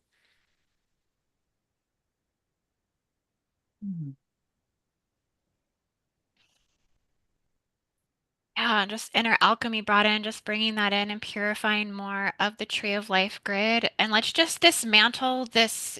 Because yeah, I'm seeing the gold skull and then I see the universal tree of life and then I see it shackled to this inverted universal tree of life. That it has it rooted in this like artificial AI program box software. Um, yeah, and then there's like all these off-planet like entanglements and cords and like Feels under like the tree of life is like connected to Enki, and like later on it was like almost tempered and hijacked by Enlil, and it needs to be freed up. Or and it I also get like bringing in like the Lemurian grid to restore. Almost feels like the balance between the masculine and the feminine energies. And what do we do with the golden skull? I feel like we need to move it or like I mean, bring it to the surface or bring the truth of our human origins to the surface and restore all blood rhesus on the planet, Um, as if we can return this golden blood back to mm, humanity. Almost like infusing the golden skull with our Christ consciousness heart energy, like beaming it into it. It's like I see us, okay, as a group of five, okay, five goddesses, 5 points in the Syrian Stargate pentagram, as if we kind of align ourselves energetically and etherically over the Iranian Tundi Stargate, and let's just kind of run the wheel here for just a moment. Just kind of seeing this wheel clear down and through the gate, and just bringing in the power of all of the women all over the world, the strength of all of the women all over the world, connecting in the womb network of the world, connecting in the feminine archetypal monadic soul consciousness collective,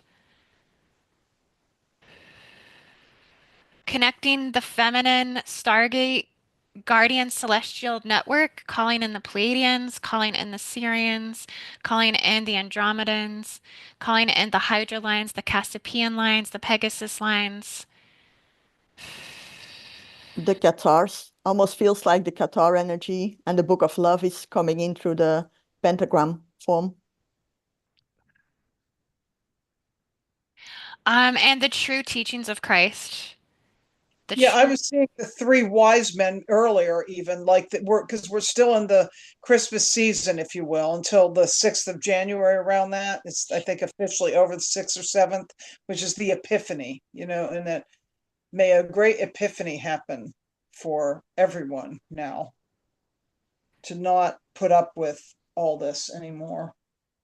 I see it like it's all aligning into like a central pillar, if you will, like past lives, future lives, all aligning to like the one central pillar of all of our lives and our past lives. So if there was any suffering related to these suppressions, bringing all of that in for alignment and transmutation. So bringing all of that in so that it all comes into alignment and shows itself for healing and transmutation. And I see just this spinning of the wheel also expanding out to reach all of the women that are on boots on the ground, on location in the grids in these places. And we're just generating their heart vortex, their heart frequency, the strength of their heart. I see the strength of the inner lioness. Um, It's almost forming like some kind of web of light, lighting up all different points. oh, and then we need to break the chains from the ISIS lines to the ISIS reversal codes of terrorism, collapse and dissolve, collapse and dissolve, collapse and dissolve. And the Mary Magdalene laundry, or the Magdalene laundry, right? We talked about Yes, that. yeah, collapsing all slavery contracts of the feminine, um, the fall of Sophia, the original sin, collapse and dissolve. The fall and the mating and the forced breeding of the Nephilim collapse and dissolve. We no longer consent. This is no longer serving the highest good of humanity. And we rebuke, we rebuke, we rebuke, and we restore these etheric bodies. We restore the DNA. We restore the memories. We restore the tribal inheritance. We restore the true, authentic human through these Grail line codes, through the blood. Collapsing down all Atlantic slave trade contracts with Irish and African women, and Iranian women, Persian women, Iraq women, Syrian women, Yemen women, Lebanon women, Israeli women, Palestinian Gaza women, collapsing down all forced breeder contracts here. Clear the black goo in the blood. Yeah, let's just see ourselves removing all this black goo from the blood, from their bodies, from their faces. I almost see like an implant or a shield blocking them from the sun. Like we need to remove this. Removing the black sun wheel implant. That feels like it's pulling a sword out of my womb. Collapsing and clearing the false timelines and trauma wounding around the creation myths of the Abrahamic religions. Collapse and dissolve, collapse and dissolve, collapse and dissolve, collapse and dissolve. all hexes, curses, and spells, all mental psychotronic warfare through biblical Torah and Quran indoctrination, clearing all reversal codes here running in the literature. And And we clear and we ask that all literature cease to exist that is harming humanity. and clear the chemicals and things that they're putting in the atmosphere that actually keeps this mind control uh, in the grids. This new thing they just put, this Like fog, artificial intelligence. yeah, spraying of artificial intelligence, and even the black goo in the sun, whatever they're spraying from the Harry and the the chemtrails and all that stuff that's actually in the atmosphere, that's like a blanket over the whole planet. It needs to be cleared, and it's in the water and it needs to be cleared. Collapsing all Draco seals within these grids, within these grid lines. Collapse and dissolve, collapse and dissolve, collapse and dissolve. Shia shututu no breaking up the hive. Shia kanaki ahai tuku kututu shita aya.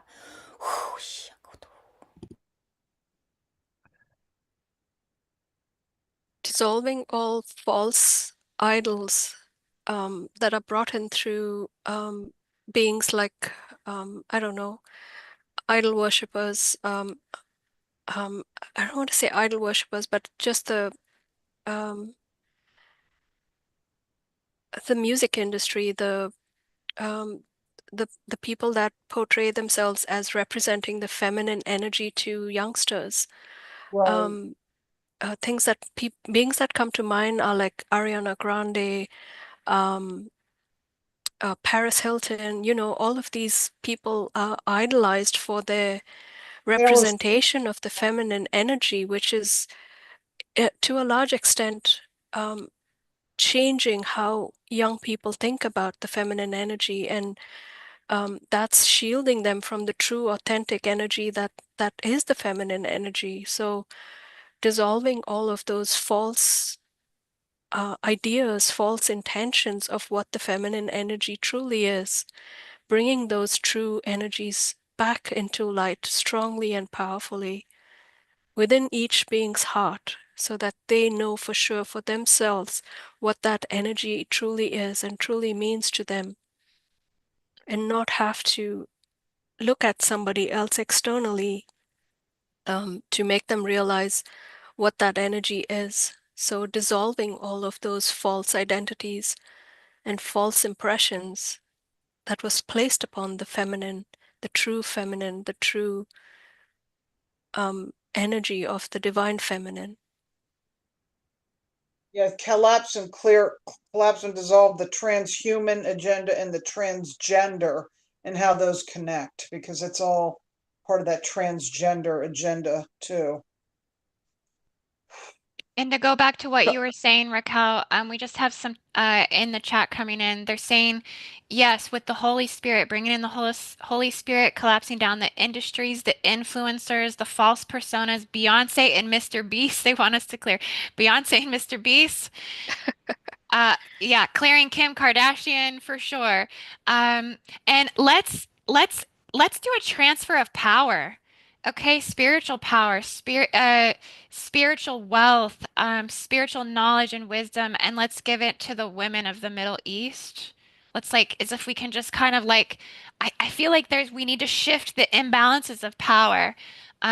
Or us powerful women need to give our power to the women that need the power, as if we can transmit this energy to them to help them arise up against their oppressors, help them to um, push back on the forced breeder programs, push back on the sexual violence, push back on the rapes and the sexual slavery and the auction markets for the female sex slave, push back on forced prostitution, forced pregnancies, forced abortions, forced sterilizations, just sending them the power of the feminine Stargate, sending them the power of the women of the world, and transfer of energy from the imbalances, evening the scales of the feminine scales of the world, sending energy where it's needed, running it through the feminine grid network to support and charge them up underneath their feet and run this through their body.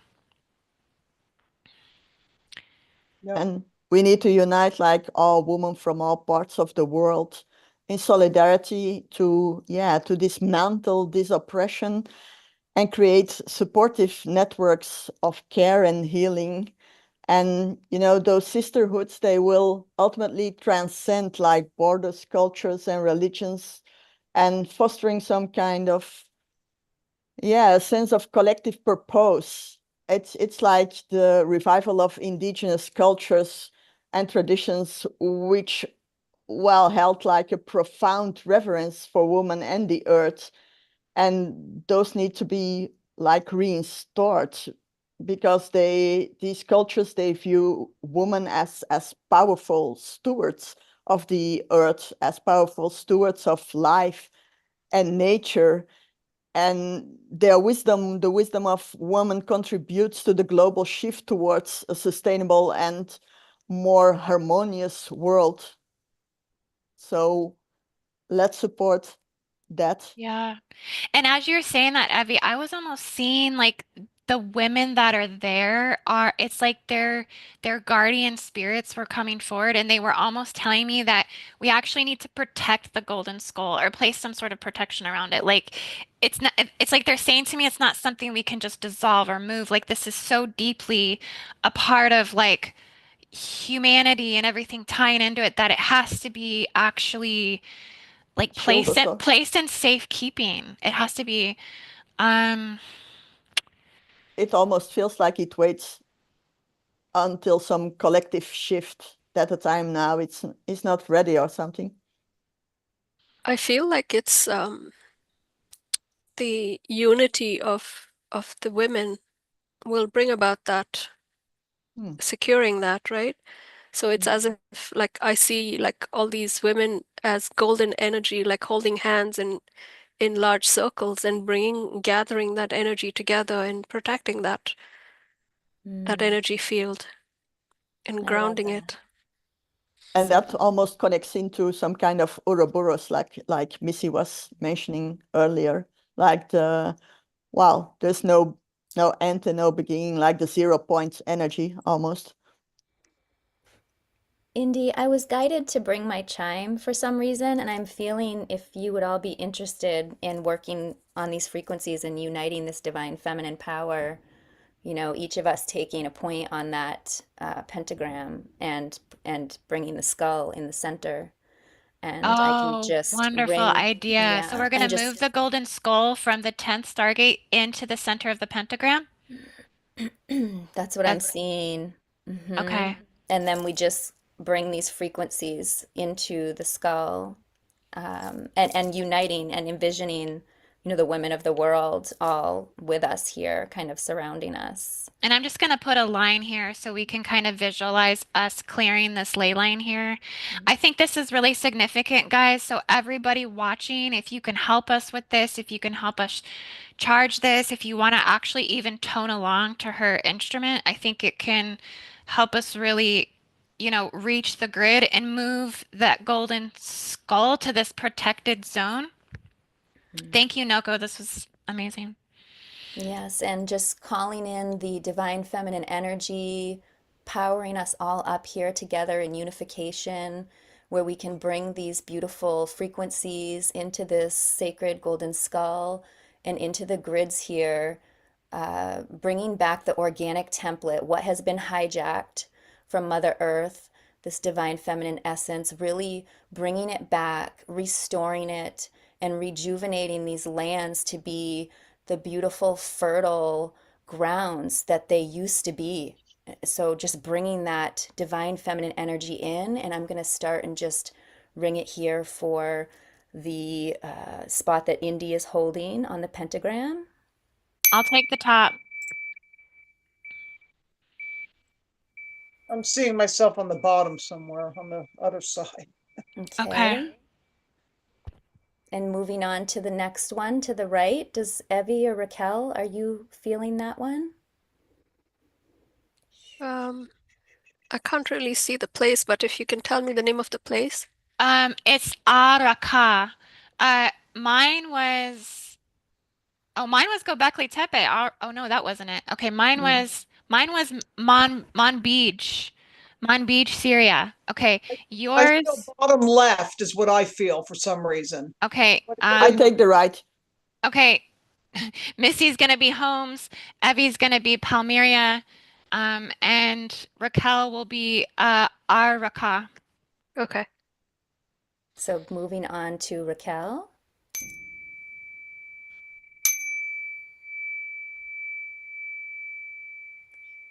Bringing in the 12th dimensional energy, powerfully anchoring this light, removing any and all energies that are suppressing this energy, bringing it to the light so that it may be healed and transmuted. And Evie.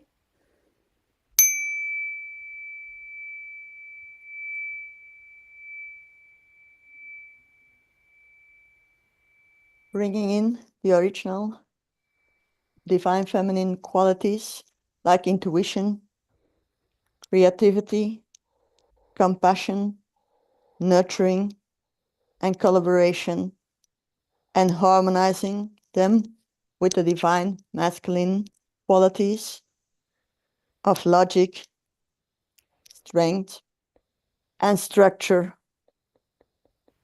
We will be encouraged to see ourselves as whole. And this will take us like into the fifth dimension in harmony with Mother Earth and Father Sky.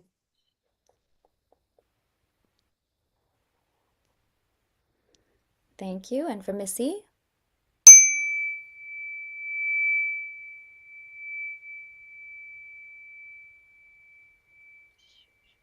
Bringing in plasma liquid light of fire and ice frequencies, the blue ice and the pink fire from the internal eternal realms of creation beyond the time matrix, beyond the universe, and how it connects into the water. So the clearing the land, the water, the sky, bringing everything into its correct spin ratio, restoring the template of divine feminine and divine masculine on the particle level, on the level of particle, particle, particum, which is even smaller than quarks and all that, and atoms and molecules. It's the tiny particles and the antiparticles.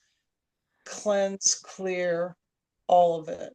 Reveal, resolve, release. Bring everything back into the original, the way it was supposed to be.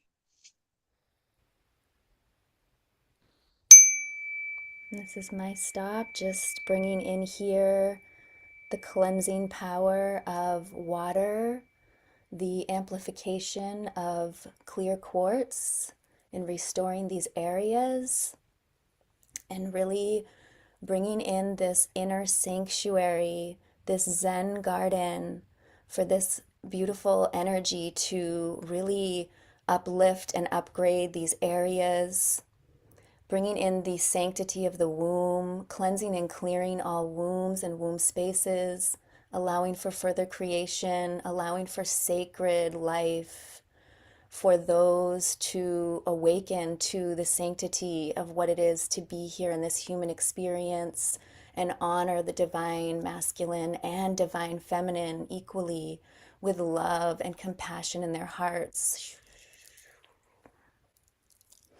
Mm.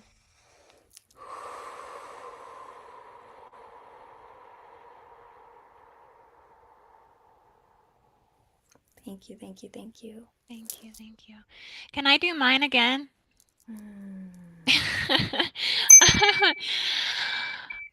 I'd like to really connect this since it's so close to Göbekli Tepe, just kind of merge the point of the Syrian pentagram with Göbekli Tepe, and let's just work on repairing um, the original sin wound going back to Adam and Eve and the first and original forced breeder deception and implant, and just remove this from this gate. I just feel like it's somehow merged up and through the Göbekli Tepe cave.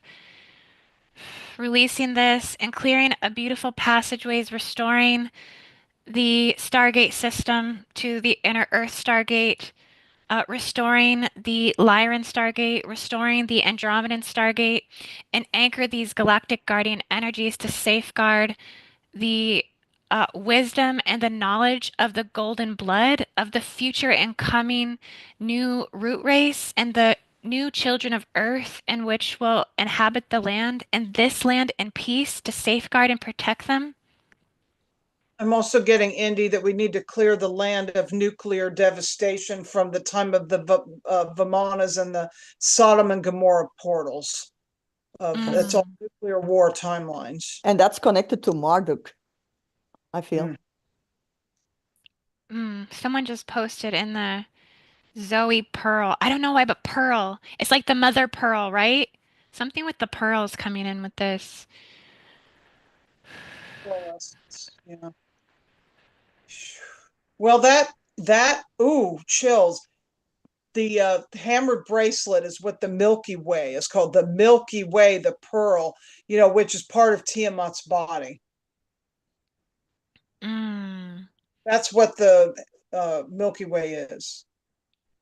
Right. Oh my gosh. Let's just anchor this into the grids here. Let's just bring in a liquid light cleanse and run it all down and through the entire 4-quadrant Stargate network here, from the 10th Stargate in Abadan, Iran, to Göbekli Tepe to Egypt, That's down Egypt.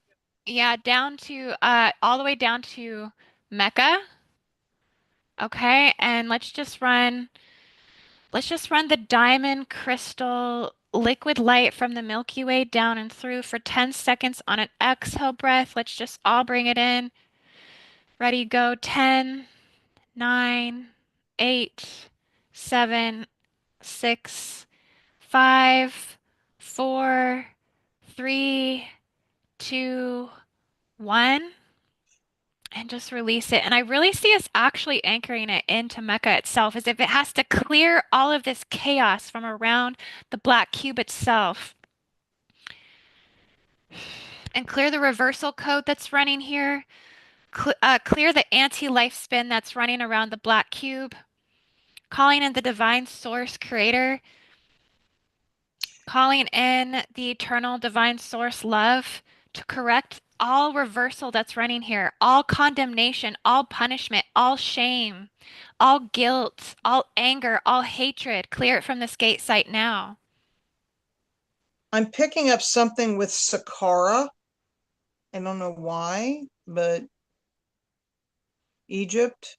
Yeah, it's like the clearings running back through Saqqara. It's like the one of the first original ancient cities in ancient Egypt. It was like the most ancient city that is connected to the black hole. We're dismantling the black hole system right now. Yeah, Ooh. clearing the ley lines from Mecca to Saqqara. Oh, I'm connected to Saqqara. I know it. Oh my God. Yeah, just see yourself detaching yourself from the slavery and the binding of that. And also witnessing it and directing whatever attachments you're feeling, Missy. It's like move them Feels like it's into the also light. connected to forced breeding, like some kind of ziggurat there where forced breeding took place almost. Missy, just center yourself, calling in your higher self, clearing that energy. Releasing, releasing, releasing. If you need to rebuke it, rebuke 3 times and let it go. Rebuke. I think we need to rebuke jealous, angry, wrathful, and envious God control over this land. We Indy, I rebuke, we saw the rebuke, we rebuke. the owl that you called in. It's wanting to connect with you. So just wanting to let you know, this owl. Is it connected to Athena also? What did you say, Indy? Sophia? Sophia, the Owl of Sophia. Yes, this is coming through for you right now. It wants to work with you. I'm not sure. Okay. What's the message coming in? It's telling me you should know. Oh, It's yours. it's so interesting. As soon as you said that, I immediately got taken to Teen Hinon's grave. I got taken to Algeria and I got taken to the apex of the matriarchal tribal shield. And yeah, she's just showing me this. It's like she's handing me beads or like yeah, some kind of mala looking thing and yeah, she's like pointing to them, she's counting them, but she's crying out for her people, she's crying out for her women, she's crying out for her community, she's crying out for her children. There's a great loss from like the goddesses of Atlantis, like it's like where they bled out and they gave everything within their power to, um, I guess, sustain this like pagan matriarchal like energy. And then it's like she's crying out for all of her children. Um, yeah, the raping and the pillaging of her children. She's just letting me know that, um,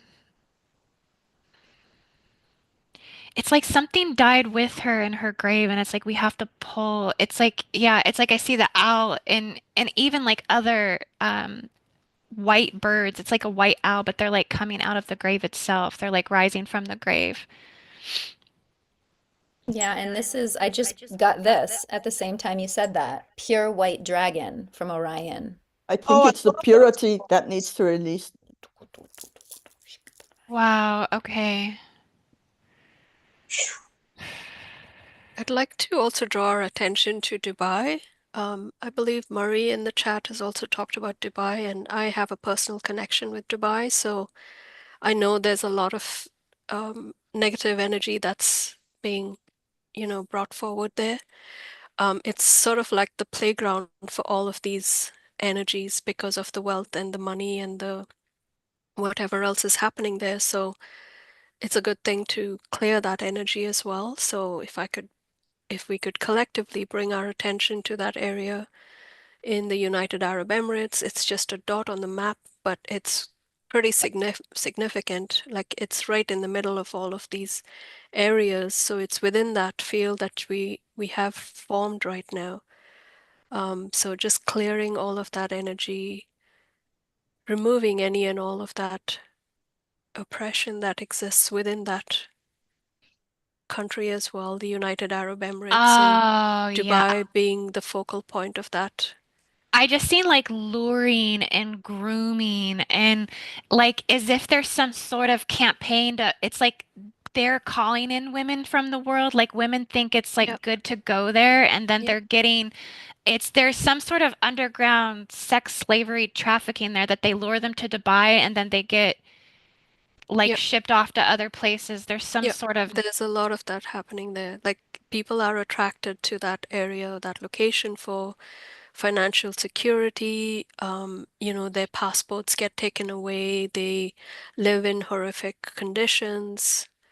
Um, the local the local traditions are very, very strict in most areas, and so the women are automatically subjugated to that behavior. And yeah, there's a lot of things going on there. So just bringing our energy to that and allowing for all of that to come to an end and all of those restrictions on the feminine energy be released and the freedom of the oh divine my. feminine brought to the forefront. Oh my gosh. So, you know how I just drew this ley line earlier running all the way down? I just realized this is the Mosul. This is Mosul in Iraq. This is where the 19 Yazidi girls were burned alive. And it's connecting at the top of the ley line running down. to Dubai, basically. I mean, I didn't draw it from Dubai, but I mean, I could. But I mean, you see, Is Dubai where that Borat movie was? Remember Borat went to one of those countries? Was that movie? Do you remember? I'm not sure. I don't know if it was Dubai, but you know, it's so funny. I just caught a glimpse of that movie the other day, and he was in the race scene where he was jogging, and Borat? You're kidding. he takes a gun and he's shooting people. Like this is it's been subliminally projected in front of us, and we've laughed at it. I mean, it's so Saturnian. It's so much trickery That's and weird that you tragedy. bring that up. I mean, I just thought of that Borat. I haven't thought of that in years. I mean, that is, Mm. Let's just clear all the Borats of the world from this ley line. oh my God. I feel like we need something really powerful to run down this ley line. And I think we need to bring some sense of honor back to the Yazidi tribe of women for their genocide, for their suffering. My heart just goes to the women who were relentlessly tortured and raped and held against their will and captive and humiliated and just forced into things beyond imaginable feminine forced breeder slavery and just in spirit form, etheric form, emotional form, telepathic form, you know, all dimensions, all realms, all worlds, all systems, all connections here to this massacre and event that we just send our deepest love, our deepest care and concern, and just any light to any spirits that may be stuck in tragedy or stuck in trauma or stuck in the in-between realms, in between the life and death cycles, that we just guide them to the light to be released from the endless searching of despair or the endless pain or suffering in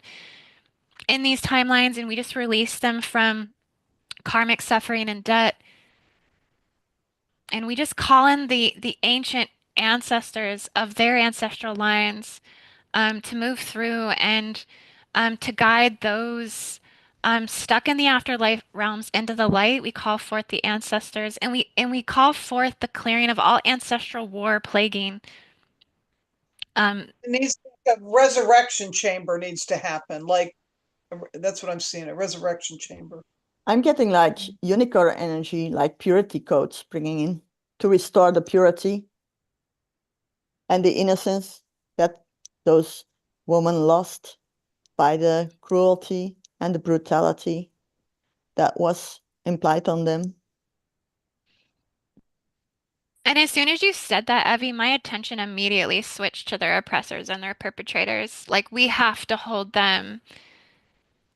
Like there has to be some sort of godly accountability for their actions, like true godly accountability. I don't know about you guys, but for me, it feels almost by restoring the woman that's some kind of the basis to restoring their oppressors almost. That's what I'm getting. I'm getting the bringing in the purity of the masculine energies, you know, the energy of protection, the energy of respect, Right. of, you know, honoring the female energy. If all of that was brought to the forefront, that oppressor energy would just dissipate and be dismantled, because that cannot stand in the light of the true masculine energy, which is so pure and so in line with the true feminine divine energy. So bringing in those pure masculine energies and allowing for those energies to flow in these lands and shining a light and awakening that within the male population of this area, allowing them to break the shackles from all of those energies that brought forth you know, Ah, the oppressor energies within their hearts, just shattering all of that energy and bringing forth the true pure masculine energy within their hearts, so that they see what their true actions have caused and what that energy or that shift has created within the field. I just looked up the supreme leader of Iran, and it's Ali Khamenei. Ali Khamenei is his name. Yeah, yeah. I almost feel like we should remove the masculine implants from his field, like as if it's justified for us to interject in such a way to save and protect lives.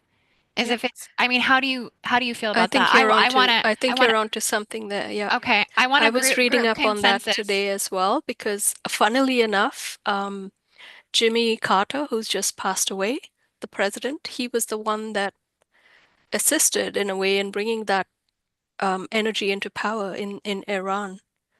Um, I forget the date. I think it was, what was Yes, it, you're right. You're right. 1970, 79, 75, 79, somewhere in there. It's been since that time and the revolution has begun. So yeah, you're onto something, Indy. Go ahead. Yeah, and it's so interesting because, yeah, I picked up on the Jimmy Carter thing as well. With his passing, that's really significant. It's almost dismantling this Yeah. control labyrinth matrix to their power structures, their regime. And this, it's so interesting because after we did the clearing on the Vatican, immediately the Pope died. The Pope died. So and just to set the intent that everything that we remove with these masculine sexual implant misery spells, that everything is in the highest good, the highest healing, the highest timeline, and the highest outcome. And the intent is not to bring any harm to anyone, but to um, reform the mental degradation of the male body in all bloodlines and race lines connected to the 10th Stargate in Iran.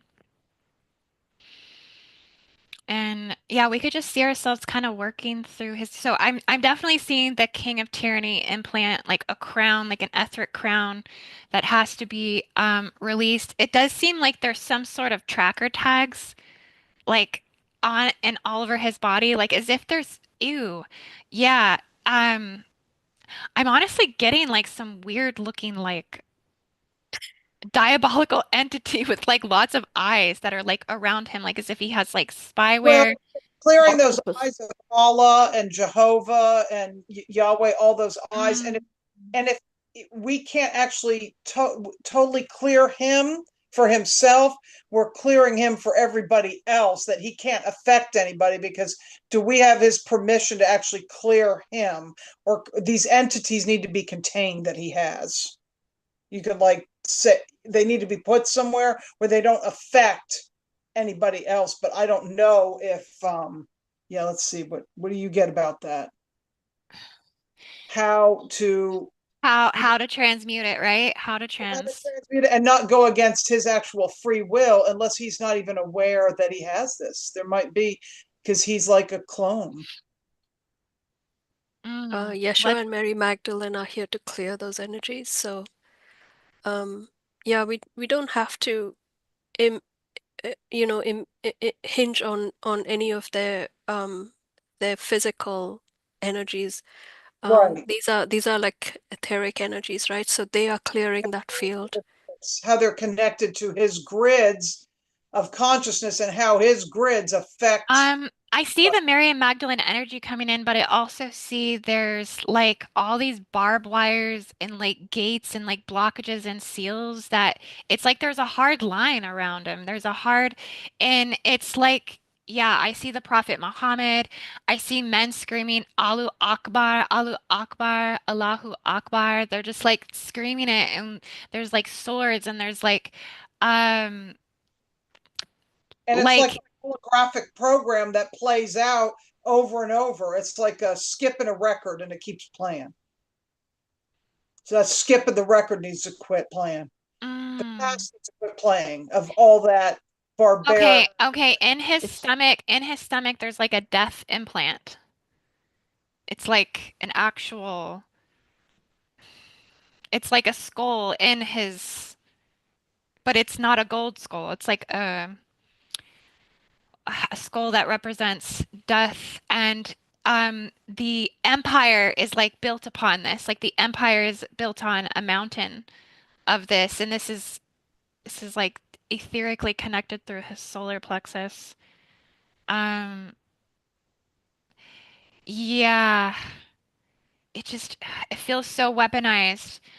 Just removing all weapons of mass destruction against humanity, against the women, against the children, against the men, against the mind, all mental mind control programs. It's the call to prayer that's also coming out. Yeah, It's like being casted through the yeah, frequency of the atmosphere. I'm seeing that We have to too. cleanse the atmosphere of the entire Middle East, like the whole. I'm Clear seeing the, that too because it's wrapped in prayer, it's wrapped in the belief system that it's coming from God or from Allah, and they can perpetrate all of these impositions on the women through the through the veil, if you will, as if it's coming from religion, but it's coming from these energies that are um, presenting themselves as puppets, through these beings. I see that rug where, I'm seeing, remember the magic carpet, but this I'm seeing that rug where they have to get out their rug and they have to like bow down. It looks like they're doing like yoga, but not really. It's like they lay down and do some kind of prayer. The prayer mat, yeah. Yeah, there's something about that, how it's feeding the system. They don't know it, but it is that prayer that they do, whatever they're doing. I don't know what they do, but oh, Yeah, yeah. There is a purity in all of humanity in whatever religion they follow, but it's when they oh yeah. tie it in with these diabolical acts and intentions is where it gets uh it becomes putrid and inverted. And that's what these individuals are doing. They are blending the Muslim faith within these actions that they bring forward and propagate it within, by announcing it to the world through their speeches, through their public forums. Yeah. I think it's through like the supreme leaders of these empires that we have to release the draconian hive mind spell. Collapse and dissolve and release, collapse, dissolve and release, collapse, dissolve and release. As guardian witnesses and protectors of humanity, we do not consent. Releasing all, I guess, religious condemnation, religious subjugation, religious victimizer programs. Almost Really, like a patriarchal shield that's like blocking the passage through to the heart in the solar plexus, like some kind of almost yeah. viral software or something. I feel like we're just reaching in and just removing like hatred, just like goo and fungus and mucus and like the bowels of the dragon, like all of the toxins, all of the pollutants, all of the famine and plague, and just like so many tears of the mothers, so much blood tears. It's like we just have to I see the Syrian wheel spinning here over this uh Ali.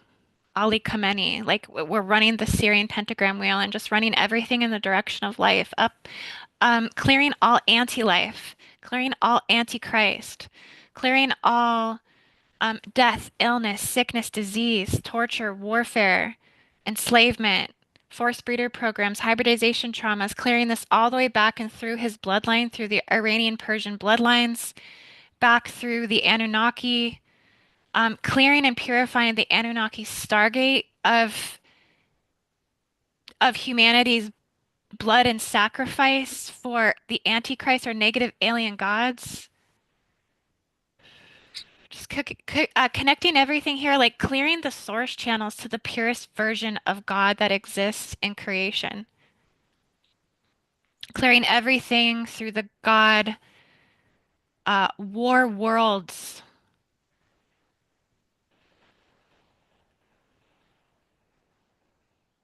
Clearing this through the atmosphere. Clearing this through the sound and light vibrations. Clearing this through the grids and the land. Through the ley lines, through all stargates. Well, the wind is really picking up here all of a sudden. It's going blowing. I think we just need to take a couple of nice deep breaths and just kind of let this, because I feel like as we were doing all this, my body was starting to tense. So let's just breathe, and through the breath, we're just letting everything coming in clear, everything, just not let this take a toll on our energy body, our fields, our etheric body, our spirit body, our light body, our soul. Just clearing all these burdens from our template, clearing the burdens from the soul template of the earth.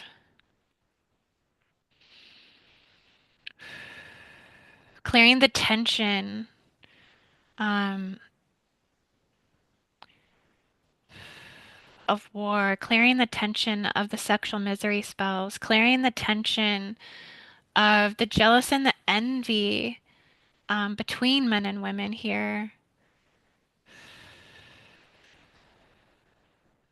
Yeah, just breathing, and through our breath, we're releasing all tension zones, all energy blockage zones, all areas where things may feel stuck, and just let things move in and through, letting everything flow, letting source direct and guide this energy where it needs to go.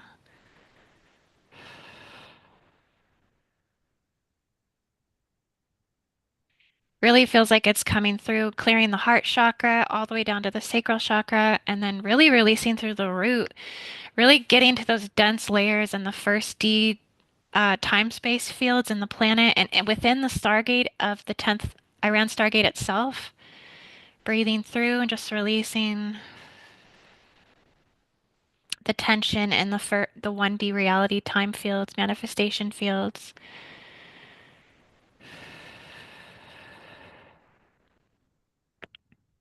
Okay, I'm moving off of his picture because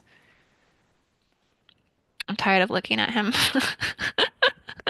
Well, I have to share, like, while we were deep diving on him, I was very much with his inner child. Like I was like called to just be there and like nurture and be like a mother. It was very strange, not what I expected. But I did want to share that because after reflecting back, it did bring some level of compassion and you know, empathy into the field, which I don't know that I had before that. So It feels to me like you were transmitting like the divine feminine energies to him, to almost restore him and to heal him. So that's very beautiful, I think. Thanks for sharing. hmm. Thank you. Yeah, I thank you. felt a That little was awkward. It was like, am I supposed to be doing this? that was very beautiful. Yeah, thank you.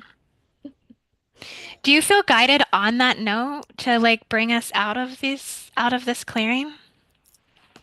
'Cause I feel like just your nurturing mother energies coming in right now are just really I just want to say one thing before, when we were almost at the end of it, I saw, like, the picture that we see of Jesus or Yeshua on the Shroud of Turin, the picture that they say what he looked like. I was like seeing that face in with my eyes closed. mm. Hmm. What's the Shroud of Turin? The Shroud of Turin is his body. I mean, this is what they say, that Christ was wrapped in this, and when he rose through it, the imprint of his face is on that, and that's how people see what he looks like. Hmm. Oh, okay. And I was seeing that face,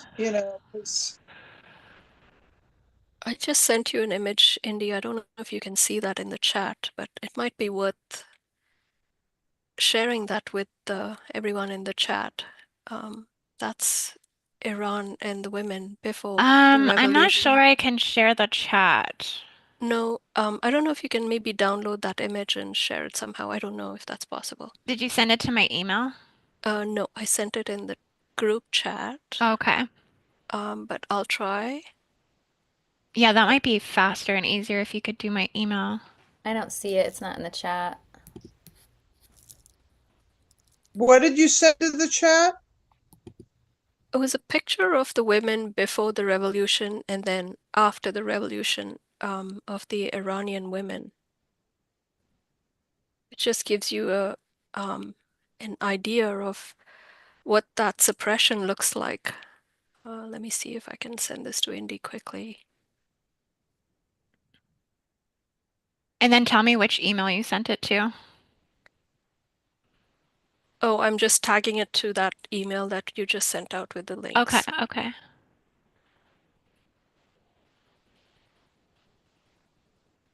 We're going in the email. I think that's a powerful Yes. image, so it might be worth sharing it. Yeah, that is definitely a powerful image. Um, that's kind of what it is, isn't it? Mm-hmm. I used to have a video, I believe it's kind of similar along these lines. Let me see if I can play it. It's not going to have music, but this one.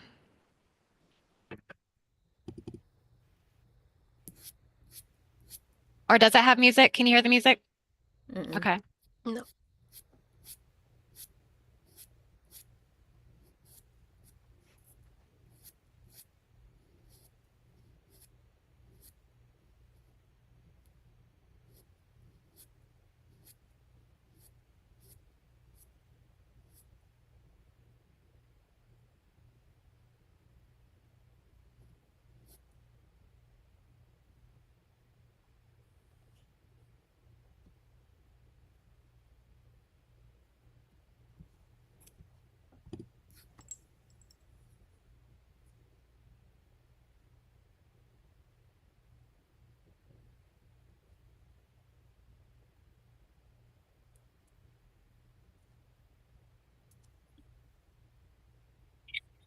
Like their beauty.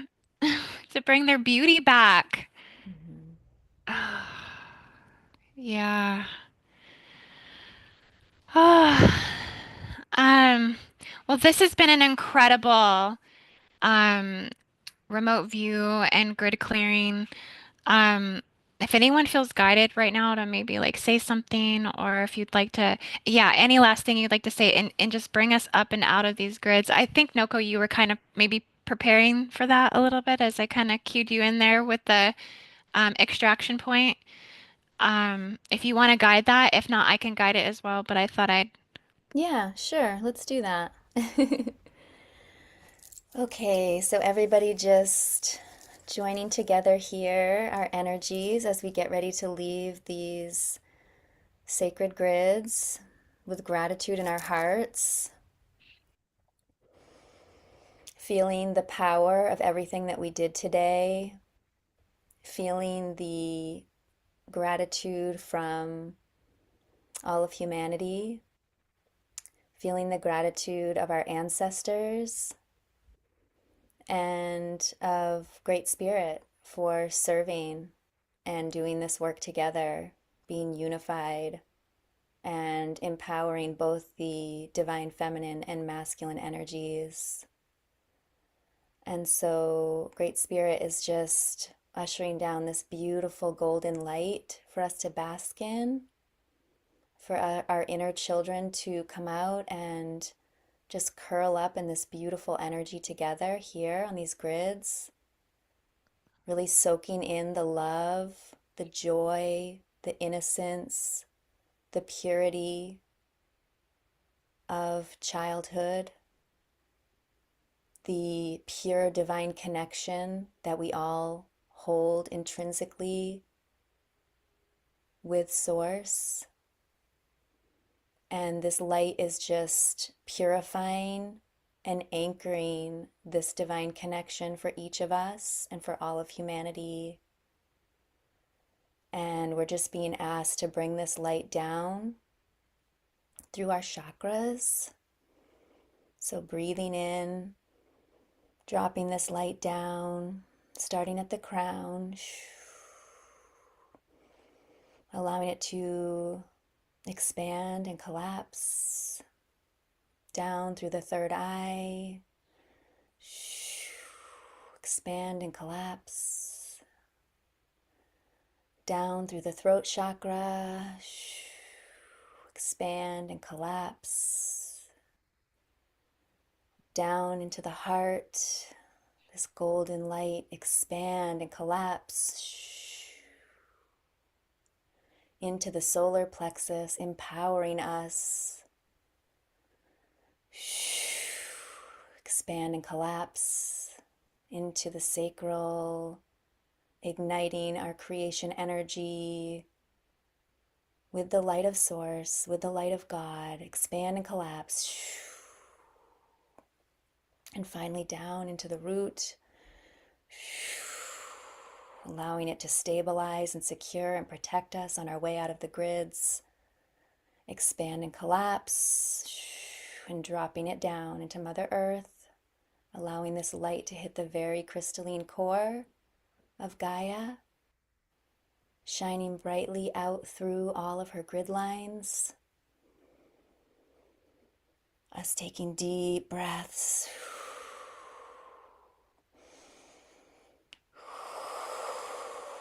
As we are lifted out of the grids with our angelic wings.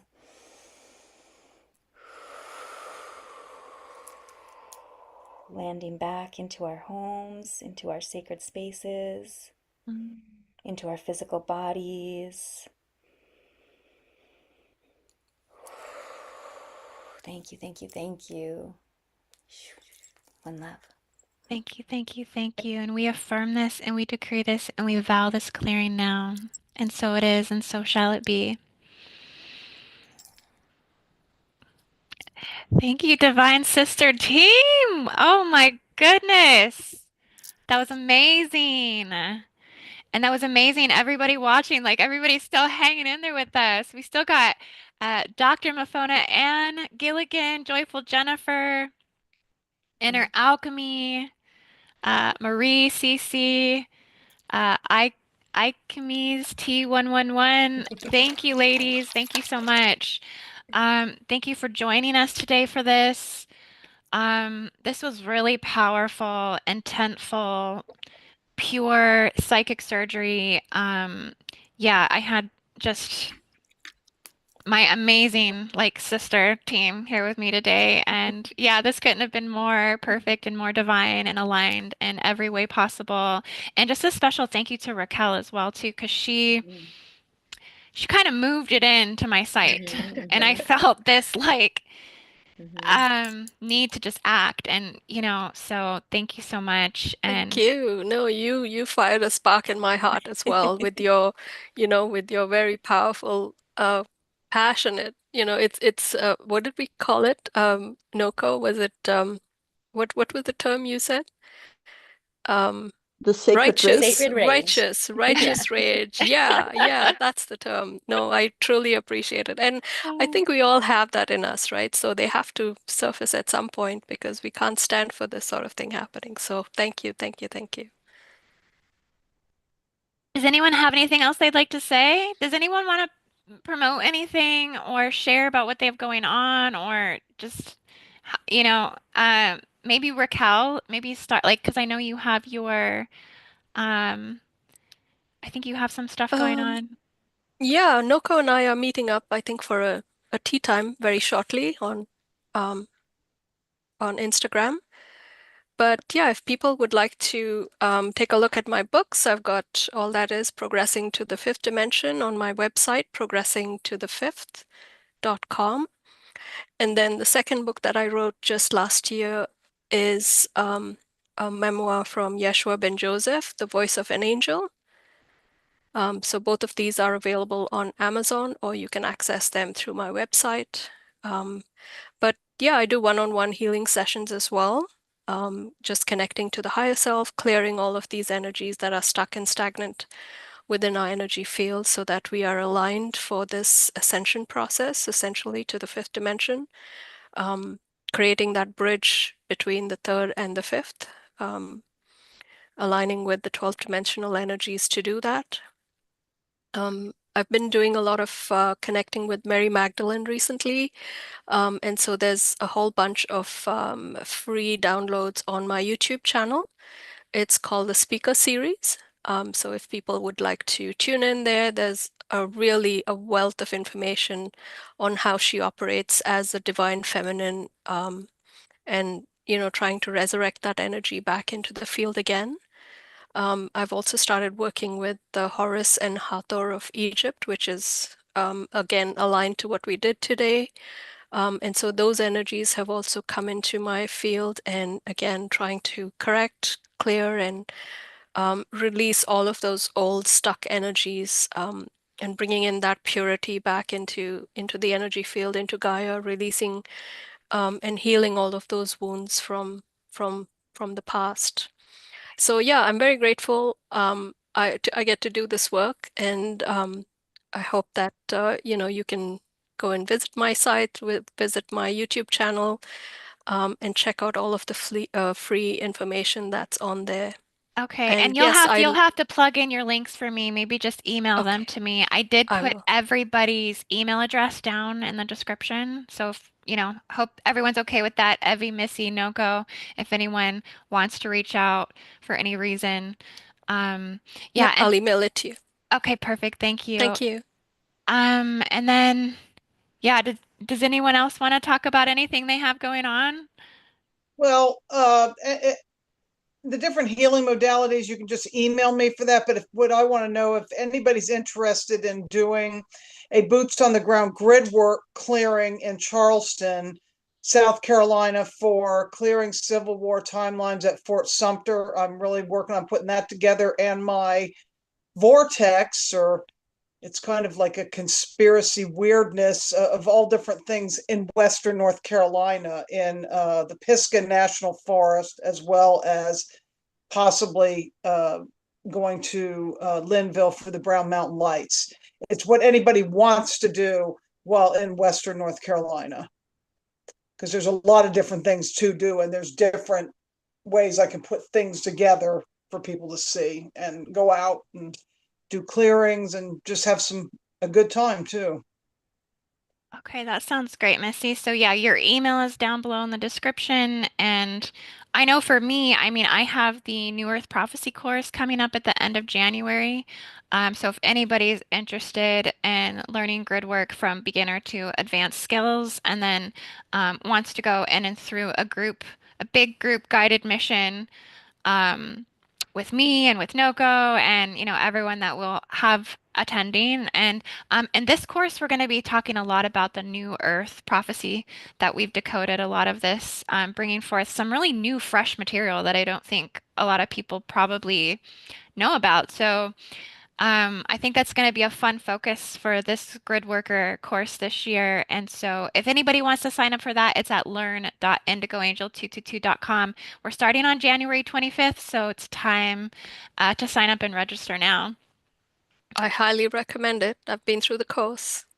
Awesome. Yes, yes, yes. Oh my gosh, I love that so much. And here we are. Look at us in alignment and working together. That's one thing I love is like everyone that, yeah, it's come and done the course. Like I end up doing missions with them, and it's just like amazing how much we continue to grow and like pour into each other's world for sure. So yeah, guys, is anyone else? Noko, Evie? Well, I'm a little bit tired because it's 3 a.m. over here. Ah, okay. So I just messaged my boss that I won't come to work tomorrow. Wow, look, see, true grid worker. Yeah, but I think, I just got up the lights. So, well, I think I had the feeling that we like really created, New Earth today, like New Earth where, female oppression, female suppression will fade away, and where we shift into a collective of peace and of harmony, and where every person can really live their true authentic self.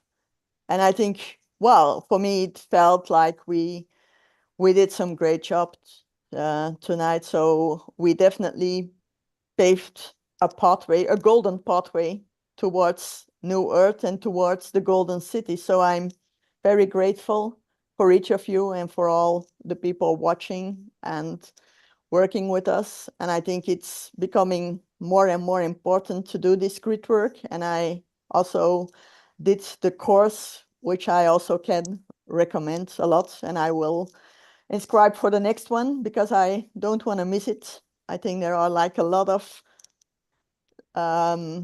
very interesting new stuff that you bring. So yeah, looking really forward to it. So thank you all very much. Thank you. Thank you. And thank you everyone watching. We love you all so much. Noko, I wasn't sure. Anything you want to throw in? Last bits? Okay, No, we're all tired. yeah, I'm just thankful, Evie, for being such a trooper, being dedicated like that and showing up so late. I mean, you do got to get special accolades on that one. And just we're all doing our thing right now. This is the year we're all being called to really show up and build this community and connect. And so I'm excited for what that looks like. Raquel mentioned her and I are doing a little tea time video. I'm going to be doing a lot of those tea times on my Instagram, so stay tuned. I may even ask Indy if she wants to join on one coming up. And just really working on how I can best change this world and help others. So I know that's what y'all are doing, and I just have so much gratitude for that. I'll come back after and go in the comments and drop links and stuff so that it's saved there for everybody. I'll drop Raquel's, and if you guys have some that you want me to drop, just message me on the email and definitely link up. Let's support each other, let's share, and let's get Yes, the good word ladies. out that, it's time. What a beautiful you. way to kick off 2025. Rooted in Yes, this powerful, strong sisterhood. yeah. I love it. This is like a real true new beginning. So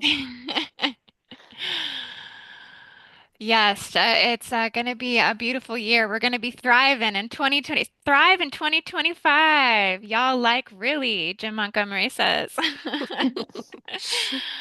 Okay, guys, well, we love you all so much. Just be sure to like this video if you didn't on your way out and share this to anybody that you think could help them. I mean, just being present with this alone, I mean, is healing. It's healing for us, it's healing for you, it's healing for, anyone that has that capacity to tune in with this work. So just thank you everyone for supporting us, and we love you all. Have a beautiful everything, and we'll see you guys on the next one. One love. Namaste.